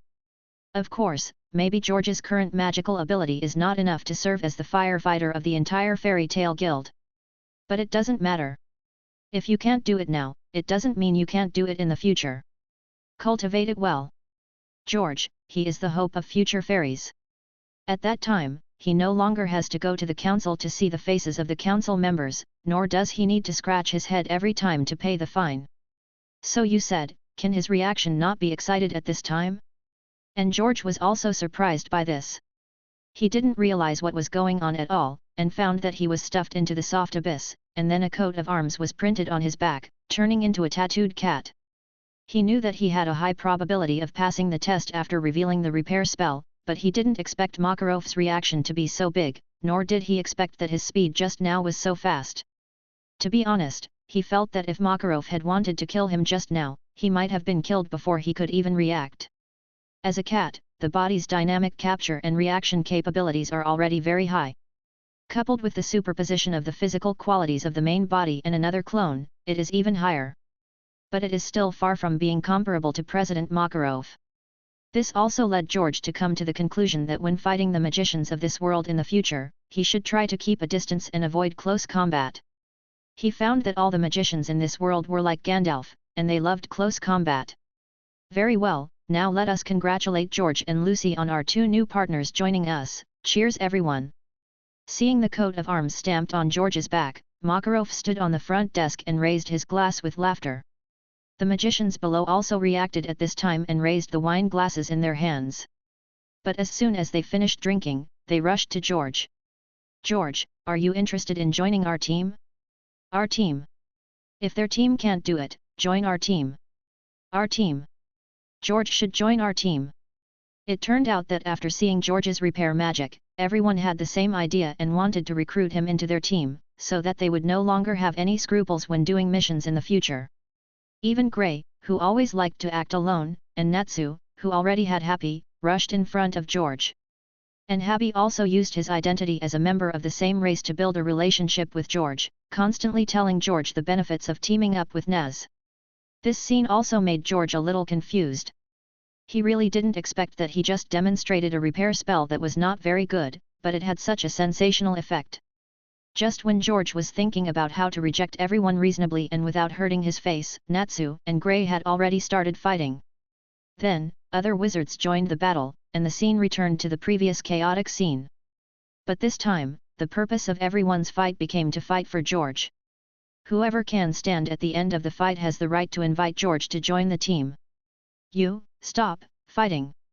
George stretched out his cat claws, wanting to persuade them, but put them down helplessly. He wanted to say that it would be troublesome to rebuild the hall that he had repaired with great difficulty. But he knew that this group of reckless wizards would probably not listen to him. To be honest, he felt that if these wizards of fairy tale were in Hogwarts, they would definitely all be assigned to Gryffindor, and none of them would escape. Turning his head to look at Makarov, Makarov saw George frowning, immediately put down the wine glass, turned into a giant, and went forward to knock all the wizards to the ground in a few seconds. George decides which team he wants to join. If you guys make him unhappy, I will break all your legs. George is the hope of the future fairies. You can't let these guys scare George. If you scare George away, he will have no place to cry. And Gray and Natsu, you two too, be careful when Urza comes back, I will let her deal with you severely. Hearing the president's devilish roar, the wizards nodded like chickens pecking at rice. The president was still very scary when he was angry, especially when he mentioned the more terrifying fairy queen Urza. If Urza knew that they had made the president angry, they would really be dead when they came back. You know, Natsu and Gray, the strongest among them, have challenged Urza to a duel. With just a few moves, the two were beaten half to death. If you make the president angry, he will at most turn into a giant to scare people, but if you make Urza angry, she will really beat you to the point where you are left with only one breath. Chapter 70. Fairy Tale Library. Looking at the messy guild hall, George flew up again helplessly, and used the repair spell to restore the hall, and then politely said to everyone. Thank you for your warm invitation, but my current magic ability is low, and I don't want to join a team to do the task. I hope to stay in the guild to learn magic and improve myself. When there is a chance in the future, I will definitely join everyone to complete the task together. It is impossible to go out of the guild to do the task. Even if he helps other wizards to clean up, he will have to wait for a few years until he is strong enough. At this stage, he can only help to restore the living room that is often damaged. After this tossing, he has clearly understood his importance to this guild, so he naturally has new ideas about some things. Originally, he thought that in order to stay in the guild, he would go out more to help the wizards of the guild to clean up, and use the repair spell more times for places that are too damaged. It is tiring, but as long as he can stay in this guild, he will have the opportunity to learn the world's top magic. But now it seems that this is really not necessary. Given the importance the president places on him, he could stay in the guild for a year or two, work hard to improve himself, and then go to help when he has mastered the apparition and made great progress in the repair spell. This way, a lot of time wasted on the road can be saved. Sure enough, when he expressed his thoughts and looked at Makarov, Makarov nodded without hesitation. Since George doesn't want to form a team for the time being, you can just disperse. Go to the taskbar and find a task you can do. Get out and do the task. For Makarov, he didn't expect George to play a big role now. What he valued was George's future. After all, it was very difficult for George to repair a hall. It would take at least 10 days and a half months to repair the big damage that Gray and Natsu often did. Instead of doing this, it is better to improve your strength first, and when your magic strength is up, you can play a better role and be more efficient. Knowing that the fight was hopeless, the wizards stopped harassing George and started to do business, which was to go to the task bulletin board in the hall to accept tasks that suited them. The magicians take on missions to make money and gain knowledge. They train and improve their magic abilities through fighting in missions. In this world, few magicians like to calm down and improve their strength through theory and research. Most of them like adventure and like to push themselves in battle and develop their potential in desperate situations to greatly improve their strength. So the mortality rate is also very high. George doesn't like adventure. He still likes to steadily improve his strength in a safe environment. Libby, come here. You are going to the library to read books, right? Take George with you and take good care of our new members. Makarov sat back on the bar and saw 3 magicians walking towards the entrance of the basement of the hall. He immediately shouted to the leading female magician with blue short hair and a lowly figure. The blue short-haired female magician quickly trotted over after hearing the words. Okay, President, I promise to complete the task. Libby is the most knowledgeable magician in our guild. She has read most of the magic books in the library. If you want to learn any magic, you can ask her. Makarov looked at George kindly.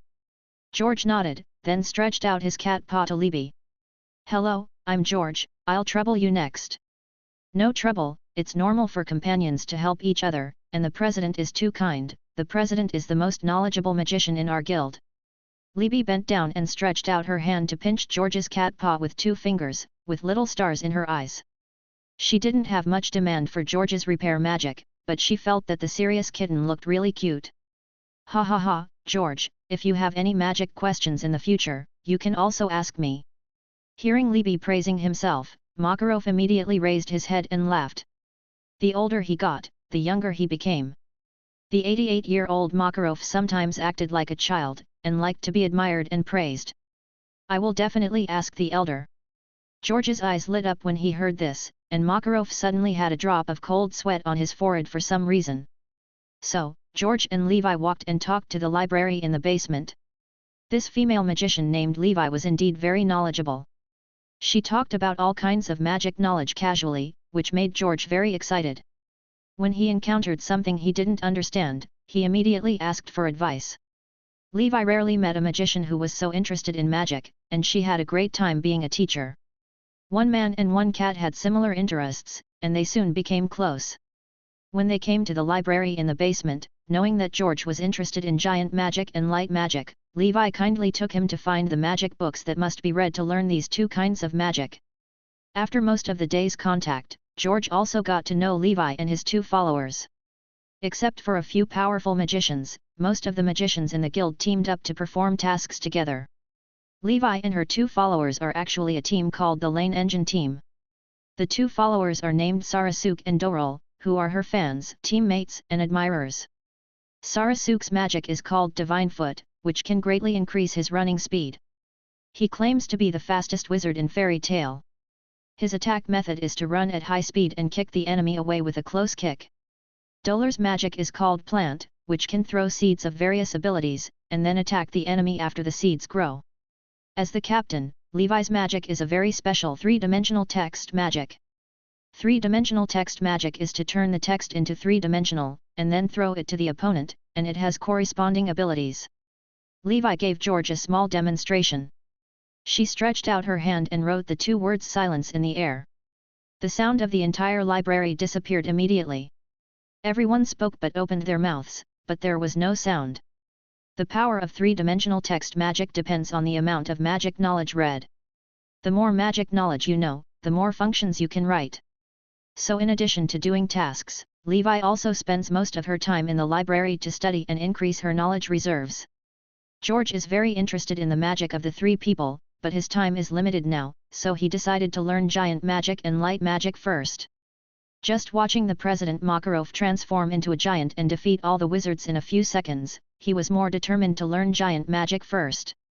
And just now, Levi told him that that was not the president's strongest state. The president did not even use 1/10 of his strength. If the president uses the giant magic to the limit, even if he stands there and lets the guild wizards release attack magic together, they will not be able to break the defense. Giant magic not only increases strength, but also greatly increases defense, and also increases physical resistance and magic resistance at the same time. The limit is said to be no worse than the legendary dragon. What is the concept of a dragon? Even those mentally retarded dragons in the Harry Potter world can block the killing curse, let alone the dragons in this world. In other words, if he practices well, whether it is the missiles of modern technology or the killing curse of black magic, it is estimated that he will not be able to break his defense unless it reaches a certain level. Chapter 71. The Guild's Treasure.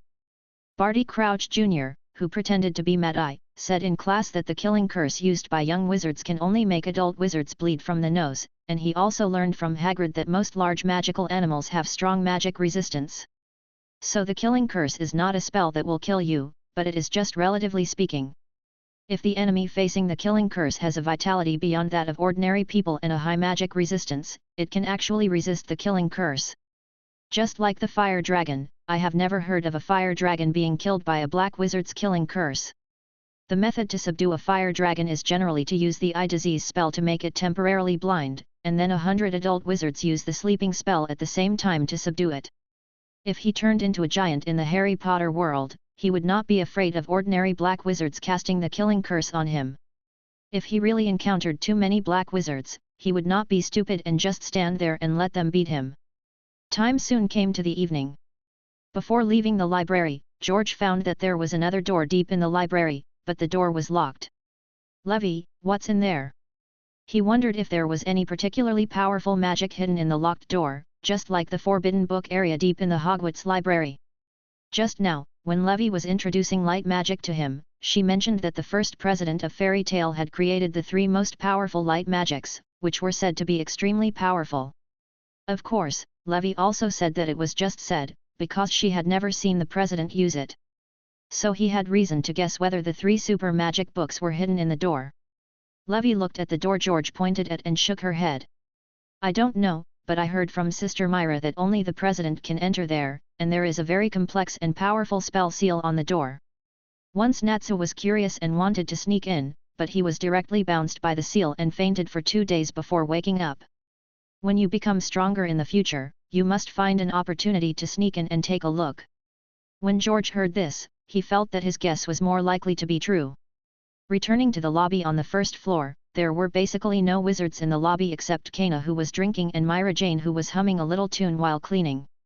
Those who were doing tasks were doing tasks, and those who were going back to the dormitory were going back to the dormitory. The Fairy Tale Guild has special dormitories for boys and girls in the town for the wizards of the guild to live in. Just pay some rent every month. If you want to live in a better house, you can also spend your own money to rent a small villa in the town. "You guys come up, I left some food for you, come and try it." Seeing George, 3 people and a cat appear, Myra Jane put down the cleaning she was doing, brought out 4 dinners from the bar and put them on the table. In addition to being the guild's signature girl, Myra Jane is also the guild's logistics manager. She basically handles the drinks and food at the bar, the finances and miscellaneous matters of the guild. "Sister Myra, you are so kind." The petite Rebecca threw herself into Marajana's arms and rubbed against her, then began to eat with big mouthfuls. She was often hungry because she read too late, and Myra Jane would always leave dinner for her. "Thank you, Sister Myra." Sarasuk, Dorol and George thanked Myra Jane at the same time. When George was about to sit down to eat, he looked at the half-cleaned sanitation, thought for a moment, waved his hands, and began to chant a spell. "Clean it up." Suddenly, all the dirt on the table and the ground gathered together and automatically fell into the trash can, and the scattered wine glasses and tableware also flew to the bar and were neatly placed. In a blink of an eye, the whole hall became clean and tidy. "What kind of magic is this?" Seeing George's operation, the whole hall was cleaned up, and Myra Jane and others also widened their eyes in surprise. Among the magic they knew, there was no such type of magic. "This is desk-alling magic, a kind of household magic that I learned accidentally during my travels. It can't be used for fighting, but only for cleaning." George made up an excuse to get by, and hooked the spoon with his tail to enjoy his dinner. Since he didn't plan to go out on a mission and stayed in the guild to learn and study magic, he naturally couldn't do nothing. Helping to repair the hall and clean up more can also reflect his value and win everyone's favor. As for money, he has the traceless stretch spell and is afraid of not having money. Making some space equipment and selling it in several cities is not faster than doing missions. It seems that George knows a lot of magic. Mila Jane sat next to George and couldn't help but reach out and touch his cat head. George felt comfortable instinctively when the cat's head was touched, but soon his reason restrained this physical pleasure and dodged Mirajana's hand. Most of them are non-combat magic, which can't be compared with everyone else. George, you don't need to fight, just practice the repair magic well. If anyone dares to bully you, all the wizards in our guild will twist off his head and let you kick it like a ball. Sarasuk next to him said with a smile. Although what he said was a joke, it was not an exaggeration. George is now the treasure of the entire guild. If anyone dares to touch George, he will have to endure the anger of all the wizards in the guild, especially the president Makarov.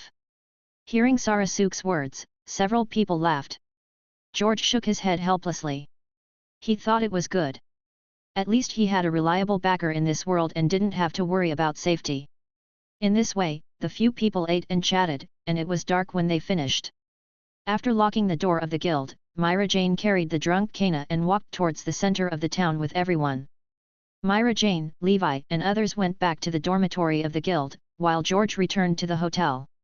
The first half of the journey was the same, so they walked together.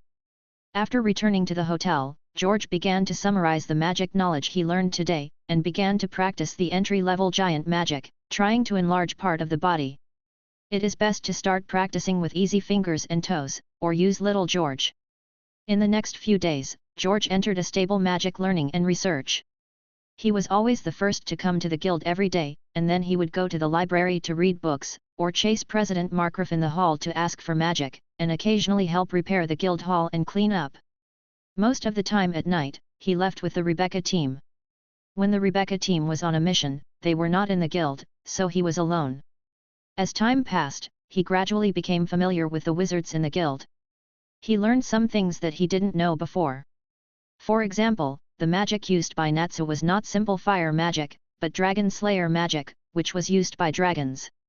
It was much stronger than ordinary fire magic, and it could swallow all flames to increase its magic power. So normal fire wizards would be naturally defeated when they met dragon slayers like Natsu. And Natsu was actually raised by a dragon, and magic was also taught by a dragon. It was just that one day the dragon that raised him suddenly disappeared, and he accidentally joined the fairy tale guild. He can be called a human dragon. Sometimes George thought that maybe his wand in this world could fall on Natsu. Using Natsu's hair as the wand core should be a good choice. Chapter 72. Muggle Repelling Spell. The wand can increase the speed of spell casting and the power of magic. It is an indispensable thing for him no matter what world he is in. If he had a wand in hand, his strength would be at least twice as strong. Compared to Marvel, this world where magic thrives is obviously easier to find materials for making wands. While the cat clone is working hard to learn the magic of the new world, the main body is not idle either. On this day, George appeared at the school gate with Professor X, Wolverine, Gabriella, Isa, Caliban, and the children. "Are you sure this is really okay?" Wolverine was wearing a leather jacket and smoking a cigar, with a suspicious look on his face. In all his years of living, this was the first time he had heard of a mutant having such an ability. Professor X, on the other hand, is much calmer. "You have to believe George, our abilities are inherently diverse and can never be predicted." Based on his understanding of George's character, George would generally not say anything he was unsure about. Since he took them out of the basement, it meant that he was 100% sure. Wing. George cast the wing magic, and a pair of white magic wings grew from his back, taking him quickly into the air. Then he waved his hands and recited the magic spell. Muggle Shield. The Muggle expulsion spells were released by George one by one, and then connected into a large area, covering the entire mutant school. The Muggle expelling spell is a spell created for ordinary people without magic power. After the mutant school is covered by the Muggle expelling spell, ordinary people will automatically ignore the existence of the mutant school when they walk nearby. It's as if in their minds, this school has disappeared and they will automatically take a detour to avoid it. Unless George, the wizard, points it out, ordinary people can see the existence of the mutant school. Okay, let me show you the effect. After landing, George led everyone towards the outside of the school. Wolverine looked at George's folded wings and couldn't help but sigh. I really don't know how many abilities they have implanted in your body, even angel wings. Among the mutants, there once was a mutant named Angel who was born with a pair of wings on his back and could fly. Later, he was taken under Apocalypse's command, further stimulating his abilities. It's just that angels can't automatically fold their wings like George. Oh, shit, it's really gone. After walking out of the school gate, when Wolverine looked back at the school, he suddenly found that the school was gone. What made him even more surprised was that he didn't feel anything was wrong at all. Normally, if a certain building is made to disappear or become invisible, it will be obvious that something is wrong. After all, if such a big building is gone and an empty space is left, everyone will know that something is wrong. But that's not the case now. He feels normal. If he hadn't just come out of school, he really feels that everything in front of him is reasonable, and there can't be any school in front of him. Look, that's our school. At this time, George spoke out and pointed in the direction of the school, and the school that had disappeared from everyone's eyes came back again. Oh, God! The children all exclaimed when they saw the school reappearing. When you come back in the future, take out this glass bead and you can see the school. At this time, George handed a marble into Wolverine's hand. He stored some magic power in that marble. As long as Wolverine holds the marble and is affected by the magic power in the marble, he can naturally see the school. In fact, this is not safe enough at the moment. Only when I learn the large-scale reinforced defense spell and add a layer of defense above the school will it be truly safe. Otherwise, although this can deceive ordinary people's perception, if the other party launches missiles directly towards this area, it can still cause damage to the school. Great, so the kids don't have to stay in the basement all the time. Gabriella's face showed a look of joy, and the children also jumped up with joy after exclaiming. The basement is just such a big place. Staying in the basement every day without being able to come out is no different from being in jail. But now, they can at least get some sunshine, breathe fresh air, and walk, run, and move around in the huge school. I still want to remind everyone that activities can only be done within the school and not outside the school. George warned the children. Except for Wolverine, Professor. He was worried that if any naughty child ran out and the marbles fell into the hands of the enemy, there would be trouble. Don't worry, they are very happy to be able to move around in the school. I will watch them. Gabriella said with a smile, and the children nodded. Returning to school, George asked Wolverine. How's it going, Tony Stark?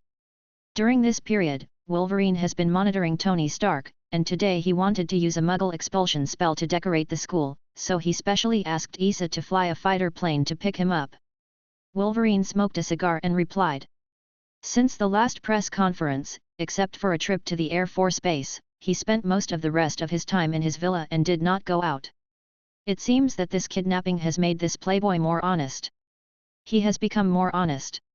He is probably developing the battlesuit that he has not yet completed in the desert cave. Well, don't worry about him for now. George nodded and said nothing more. It seems that Tony Stark spent several months developing the battlesuit. Now it has been more than 2 months since he was rescued last time. It is estimated that it will take some time to produce the finished product. Wait until Tony Stark makes the iron suit, and then go back to completely solve Sandor Rice. He has never forgotten Sandor Rice, the big trouble. It is not his style to defend and wait for the other party to attack. Since Sandor Rice can create these mutant children, create him, the synthesis of Magneto and Professor X, and create X-24 young Wolverine, it may not be impossible to create other mutants. If the other party sends a bunch of copied mutants to hunt them down at that time, it will be really dangerous. Muggle shielding spells can shield ordinary heat, but how many abilities do mutants have? Who knows if they will encounter some strange abilities that just restrain Muggle shielding spells? So he planned to wait for Tony Stark to build the Iron Man suit, and then join forces with Tony Stark to attack and destroy the opponent's lair. Don't underestimate Tony Stark's suit. In terms of firepower output and destructive power, it is much more powerful than his current superpowers and magic, although it is also easy to be restrained. But it doesn't matter, there is still him to cooperate, plus Wolverine who has returned to his peak. The key is that he knows the tracking spell, so he is not afraid of not finding the trace of sand or rice. Chapter 73. Magic Duel. In the Harry Potter world, George found a group of young wizards gathered at the bulletin board when he passed by the castle hall in the morning, discussing something enthusiastically. When he got closer, he saw a new piece of parchment nailed to the bulletin board. The content of the parchment was that at 8 o'clock tonight, the school would restart the duel club in the auditorium to teach all the young wizards in the school how to use magic to fight better. The duel club was once very popular in Hogwarts. It is said that Flitwick, the current dean of Ravenclaw, was a perennial winner of the duel club when he was in school. In a one-on-one duel, even senior wizards could not defeat Flitwick. Later, because young wizards were often injured in duels, the school doctor's office was too busy every day and finally had to cancel it. Now it seems that it must be the opening of the secret room and the attack on the young wizards. Some teachers proposed to reopen the duel club to train the young wizards' fighting skills so that they can have more self-protection ability when facing danger. It's a good opportunity to observe and learn. George naturally has a positive attitude towards the restart of the duel club. His magic skills are basically derived from self-understanding, and many aspects are not formal. In terms of combat, he actually relies mostly on his superpowers, and magic only plays a supporting role. But in the later stage, he must still focus on magic combat, so it is very important to observe and learn some magic combat skills. At 8 o'clock in the evening, when George and the first-year Slytherin wizards came to the auditorium, it had changed. 4 long dining tables were gathered together to form a very luxurious gilded stage, illuminated by hundreds of candles floating in the sky. The ceiling of the auditorium became as dark as velvet, and almost all the little wizards in the school came, crowded together, and everyone held their own wands, with excitement on their faces. Just as everyone was discussing which professor would teach them magic dueling skills, Lockhart, who was radiant in purple robes, and Snape, who was dressed in black and looked cold, came out. The showy Lockhart showed off right at the beginning, first boasting about his magic dueling skills, and then calling Snape his assistant to elevate himself, which made Snape's face even colder. George estimated that if we were to talk about which teacher in the whole school hated Lockhart the most, Snape would definitely be on the list. If it weren't in school, if he hadn't turned over a new leaf, he thought Snape wouldn't mind using all 3 unforgivable curses on Lockhart. The key point is that Lockhart didn't know himself, and actually wanted to compete with Snape on the spot to set an example for the little wizards. Lockhart and Snape stood opposite the stage, and after 3 short sounds, they raised their wands over their shoulders at the same time. Disarm you! Lockhart had only recited half of the spell and the wand movement had not yet been completed, but Snape's disarming spell had already been fired. A red magic light hit Lockhart, knocking the wand in his hand directly away, and he himself was also bounced out, hitting the stage wall and sliding down. What a fast speed! George couldn't help but sigh when he saw Snape casting the spell below. The disarming spell is a second-year spell, and it is also a spell of considerable difficulty. It is one of the most commonly used spells in wizard battles. While forcibly disarming the opponent's weapons, it can also knock the opponent's body away. He himself had also been learning this spell by himself before, and in the past 2 days, he had completed it preliminarily and could release it normally. But his disarming spell was much worse than the one Snape had just released. Not only the power, but most importantly, when Snape released the disarming spell, the wand-waving action was simplified by more than half, and the speed of chanting the spell was also super fast. It felt that the whole process was completed very smoothly in less than a second. That's why Lockhart flew out just after he cast the disarming spell. And he noticed that when Snape finished the disarming spell, he didn't stop, and waved his wand slightly, obviously preparing for the second spell.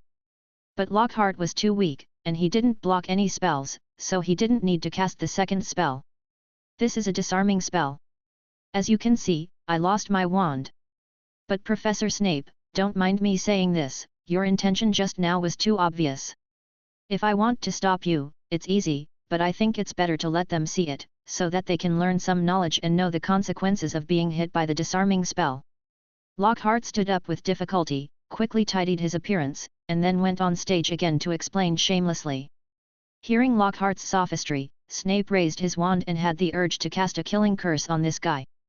As if sensing Snape's murderous intent, Lockhart quickly changed the subject and said, Okay, now you two will come up to practice, and Professor Snape and I will correct some of your mistakes in the duel. After hearing Lockhart's words, most of the young wizards did not doubt it, and raised their hands and went on stage, including George. He did not believe Lockhart's nonsense, nor did he expect Lockhart to correct them. He wanted to learn from the senior wizards and let Snape help guide his magic combat skills. Lockhart and Snape walked among the young wizards on stage, pairing them up. George was also paired, but his opponent was a short first-year Ravenclaw wizard. George, my name is Matthew Flitwick. I admire your learning ability and Quidditch skills, but I think I am far inferior to you. But for this duel, I may have to say sorry to you in advance. The young wizard was very confident. Even facing the Slytherin star in front of him, he did not think he would lose in the duel. As a member of the Flitwick family, he inherited the Flitwick family's natural talent for fighting, and he also asked his great-uncle about the skills of fighting with a wand many times. When the first-year wizards were still practicing the levitation spell, he could already use the full-body binding spell very skillfully to fight. Well, I wish you good luck. George smiled and said nothing more. Just kidding, even if he didn't cast magic, he could easily dodge most magic attacks with his extraordinary physical fitness and cat-like motion capture ability. In addition, he has mastered a lot of magic and practiced regularly. Not to mention a first-year wizard, even a wizard who is about to graduate from the 7th grade will not necessarily lose. This time he was mainly for excellence, not because his magic combat skills were really bad. Chapter 74. Duel with Genius George. All petrified. When the battle began, Matthew immediately used the full-body binding spell that he was good at. He can use this spell better than the average third-year wizard. However, before his spell was completed, he felt that his whole body was stiff and unable to move. It turned out that George had already used the whole-body binding spell at this time. The curse stops immediately. Walking up to Matthew and undoing the body binding spell on his body, George said in an encouraging tone. You are already very powerful, I am just lucky to be a little faster than you. Although he won, his character cannot be ruined, and the time to win people's hearts cannot be wasted. Sure enough, after hearing George's words, Matthew, who was originally looking disappointed, suddenly became much better. I will practice hard when I get back and I will definitely beat you next time. He also felt that he might actually be a little worse than George. Of course, this is full of naive thoughts, which will soon be broken by reality. He will find that he may not be able to defeat George until graduation, because George did not use his full strength just now. Stop, everyone, stop, we have to fight with wands, not fists. Soon, the two of them were attracted by Lockhart's anxious shouting. They turned to look around, only to realize that the entire duel stage was in chaos. Most of the lower-grade wizards don't actually have much magic that can be used for combat. Even if they do, they may not know how to use it in a pinch. People like Matthew can indeed be said to be the best among them. So this also led to many young wizards starting to fight after discovering that magic could not win the battle, especially those who already disliked each other. Even Hermione, the academic wizard who has mastered dozens of spells, is now fighting hand-to-hand with her opponent, Slytherin sophomore Millicent. Both of their wands fell to the ground. Hermione's neck was clamped by the other's arms, but she still refused to admit defeat and punched the other's thigh with her fist, which was quite strong. Girls at this age are no worse at fighting than boys. There are also some senior wizards who are not good at hand-to-hand combat, but they are not that honest either. Instead of just fighting with disarming spells as required, they take the opportunity to experiment with some miscellaneous spells. Among them, the Weasley brothers were the most hilarious. This caused some little wizards to start getting injured in various ways. Stand up, Macmillan, look out, Miss Fawcett, pinch hard and the bleeding will stop immediately, boot. Lockhart jumped up and down in the crowd, looking a little panicked. This was not the result he wanted. Snape obviously didn't care over there, maybe because he thought the little wizard's injury was nothing, and Snape's energy was focused on Harry and Malfoy. He just wanted to see Harry being defeated by Malfoy, but Harry was obviously very talented in magical combat. He and Malfoy were evenly matched, one was dancing under the dancing curse, and the other was under the tickling curse. Haha! Laughing out loud. Collapse! Collapse! George shook his head, waved 2 stun spells and knocked down Hermione and Millicent who were fighting.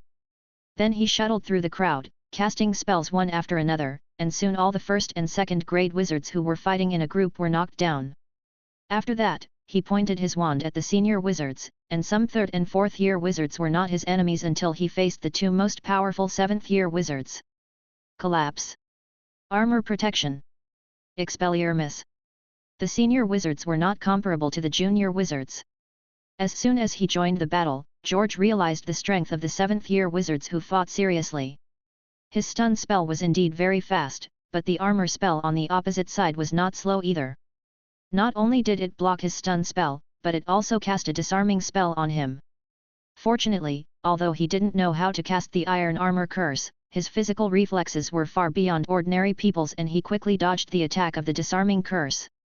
It turns out to be George. Do you want to compete with us? Be careful. Although the two seventh-year wizards were a little surprised to see the first-year Slytherin star join the battle, they had no intention of stopping. So the duel between the two turned into a melee between three people.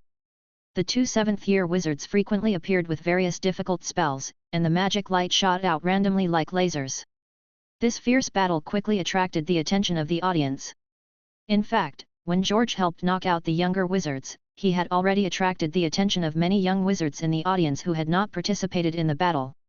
As the Slytherin star of a famous school, he had just been invited by the national England Quidditch team and was the youngest player in the world Quidditch team. The moment George took the initiative to take the stage for a magic duel, many young wizards are already paying attention to him, no less than Harry Potter, the savior. Now George boldly joined the showdown between seventh-year wizards, and the key point was that he still insisted on not being eliminated, which made everyone unable to take their eyes away. I didn't expect that in addition to being good at studying and playing Quidditch, he is also so talented in magic combat. I suspect he must have the blood of a cat in his body. You see, he doesn't even need a protective shield. He just relies on dodge to avoid all the magic attacks. So handsome, and a little cute, Merlin. I am actually so handsome by a little boy in first grade. I'm just 3 years older than him. Age is not a problem. I want to talk. As the discussion below became louder, Snape and Lockhart also noticed the situation here. Seeing that George could not lose in the melee with two seventh-year wizards, Snape immediately showed a relieved smile on his face. It has to be George. If it weren't for the fact that George and Harry have a good relationship, he would never let the useless Malfoy fight Harry. It seems that I still have to teach him a few more combat spells when I have time.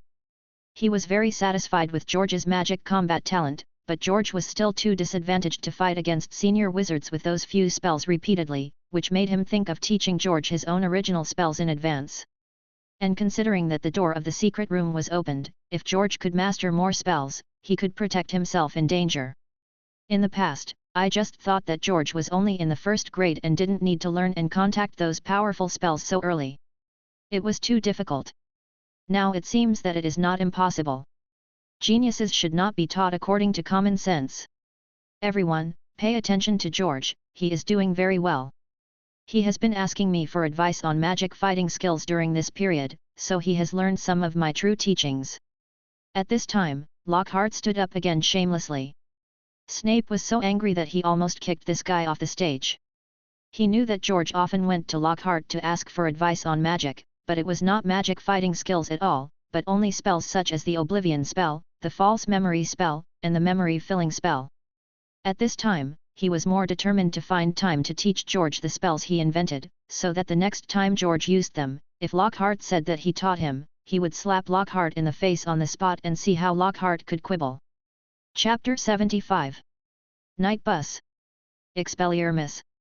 Collapse. George saw the gap between the two seventh-year wizards attacking each other, relied on his speed advantage to get close to them, put his wand against his back and cast magic, and finally won the game by luck.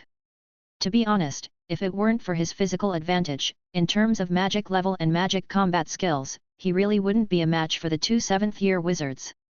However, this battle also gave him a lot of new knowledge about magic duels in the Harry Potter world. In particular, he benefited a lot from some of the magic skills used by the two seventh-year wizards in their battle. George helped maintain order and showed excellent dueling skills. Although there is still room for improvement compared to me, he is already quite good. 20 points extra. Lockhart stepped forward and hugged George. Snape, who was a little slower, raised his eyebrows. However, seeing that the other party was giving George extra points, he didn't say anything more. He just turned around and walked to the center of the stage. It seems that you idiots haven't mastered the skills of dueling very well. Let's go on stage 2 by 2. Professor Lockhart and I will give you one-on-one guidance, and then we'll start the duel. Professor Snape's suggestion is very good. I will teach George. Lockhart named George directly. The cold light in Snape's eyes flashed away. George is too good to set a good example. I think Malfoy and Potter are good. I will coach Malfoy and you will coach Potter. That's fine. Lockhart thought about it and realized that Harry's reputation was not worse than George's, which was not bad either. All the little wizards exited, leaving only Snape, Malfoy, Harry, and Lockhart on the stage. George stood in the audience. He knew what was going to happen next, but he did not stop it.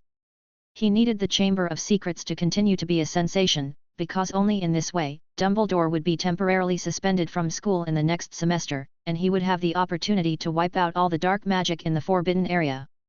In his current situation, if he wanted to learn black magic such as the 3 unforgivable curses and the fire curse, he could only rely on the Forbidden Book zone. But usually as long as he entered the Forbidden Book area, Dumbledore would secretly monitor him, so that he did not dare to risk reading those magic books that recorded dark magic. In fact, he is now very similar to the young Voldemort in many aspects. If he shows interest in dark magic, Dumbledore will probably be unable to sit still. So he also paid special attention to restraint. Sure enough, in the duel between Harry and Malfoy, because Malfoy used the snake summoning spell, Harry revealed for the first time in front of everyone that he had inherited Voldemort's snake language ability, which caused great chaos. Most people in the school believe that Harry is the descendant of Slytherin, because only Slytherins can speak Parseltongue. However, the duel club still held every night, and George would go there every night to train in magic duels with the 7th-year wizards, and his skills in using wands to fight were improving day by day. Soon, the time came to Christmas Eve, and the school officially closed. The Christmas vacation at Hogwarts lasted for more than 2 weeks. After saying goodbye to his professors and classmates, George took his suitcase and his pet Peppa Pig and boarded the return Hogwarts Express.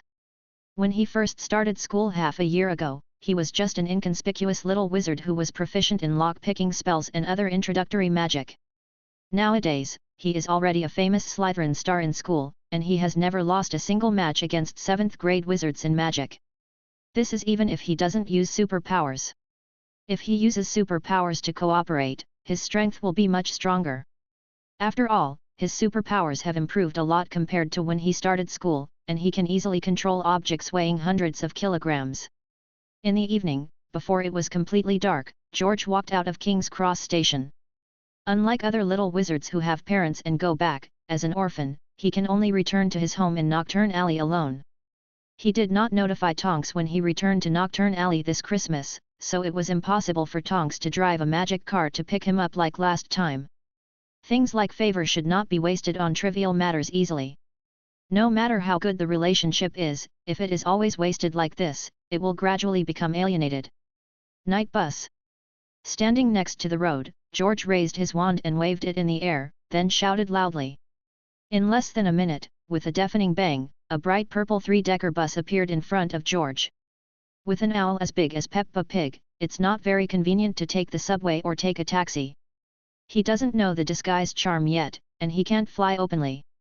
So he chose the night bus, a magical public transport commonly used in the British wizarding community. The night bus is a magical public transportation vehicle specially set up by the Ministry of Magic to facilitate underage wizards or wizards who are too weak to disapparate. A Muggle-inspired bus that has been magically transformed to be very fast and can take you anywhere in the UK. It went into operation in 1865 and was well received by wizards. Welcome aboard the night bus, emergency transport for wizards in distress. Just hold out your wand hand, get in the car, and we'll take you wherever you want to go. My name is Stan Sampak, and I'm your conductor tonight. A young wizard in a purple uniform jumped out of the bus and said to George. George looked at the magic bus with some curiosity, and then got on the bus with his luggage. Hello, Mr. Sampak, please go to the Leaky Cauldron. For 7 silver coins, you can get chocolate for 10, and for 11 you can get a hot water bottle and a toothbrush in any color. The salesman wizard followed and got into the car. By the way, what's your name? George, here are 7 silver sickles. George put the luggage on a bed and took out 7 silver sickles. The interior of the night bus is different from ordinary buses. Instead of seats, there are brass beds, and magic candles are lit on the bedside brackets. Wizards who take the bus can sleep directly on the bed until they reach their destination. George, why is this name so familiar? It looks familiar to you. The salesman wizard was stunned for a moment when he heard this, and then quickly rummaged through the discarded newspaper box next to him and pulled out a newspaper from a month ago. He looked at the newspaper, then at George, and immediately stared and exclaimed. So you are George, the Quidditch genius who is rare to see in 1,000 years. It seems that I am somewhat famous in the entire wizarding world. George nodded and smiled when he saw this, but did not deny it. The salesman wizard was obviously also a Quidditch fan. After discovering George's identity, his attitude suddenly improved a lot, and he started chatting with George very talkatively. This is the celebrity effect. Even if you don't know someone, you will immediately have a hidden favorability bonus when you meet them for the first time. Drive, earn. The salesman wizard and the driver wizard said hello, and the night bus suddenly roared and flew out at a high speed that was difficult to recognize with the naked eye, as if it had entered another space. The street lights, mailboxes, and trash cans blocking the front automatically jumped out of the way when the car passed by, and then returned to their original positions when the car passed by.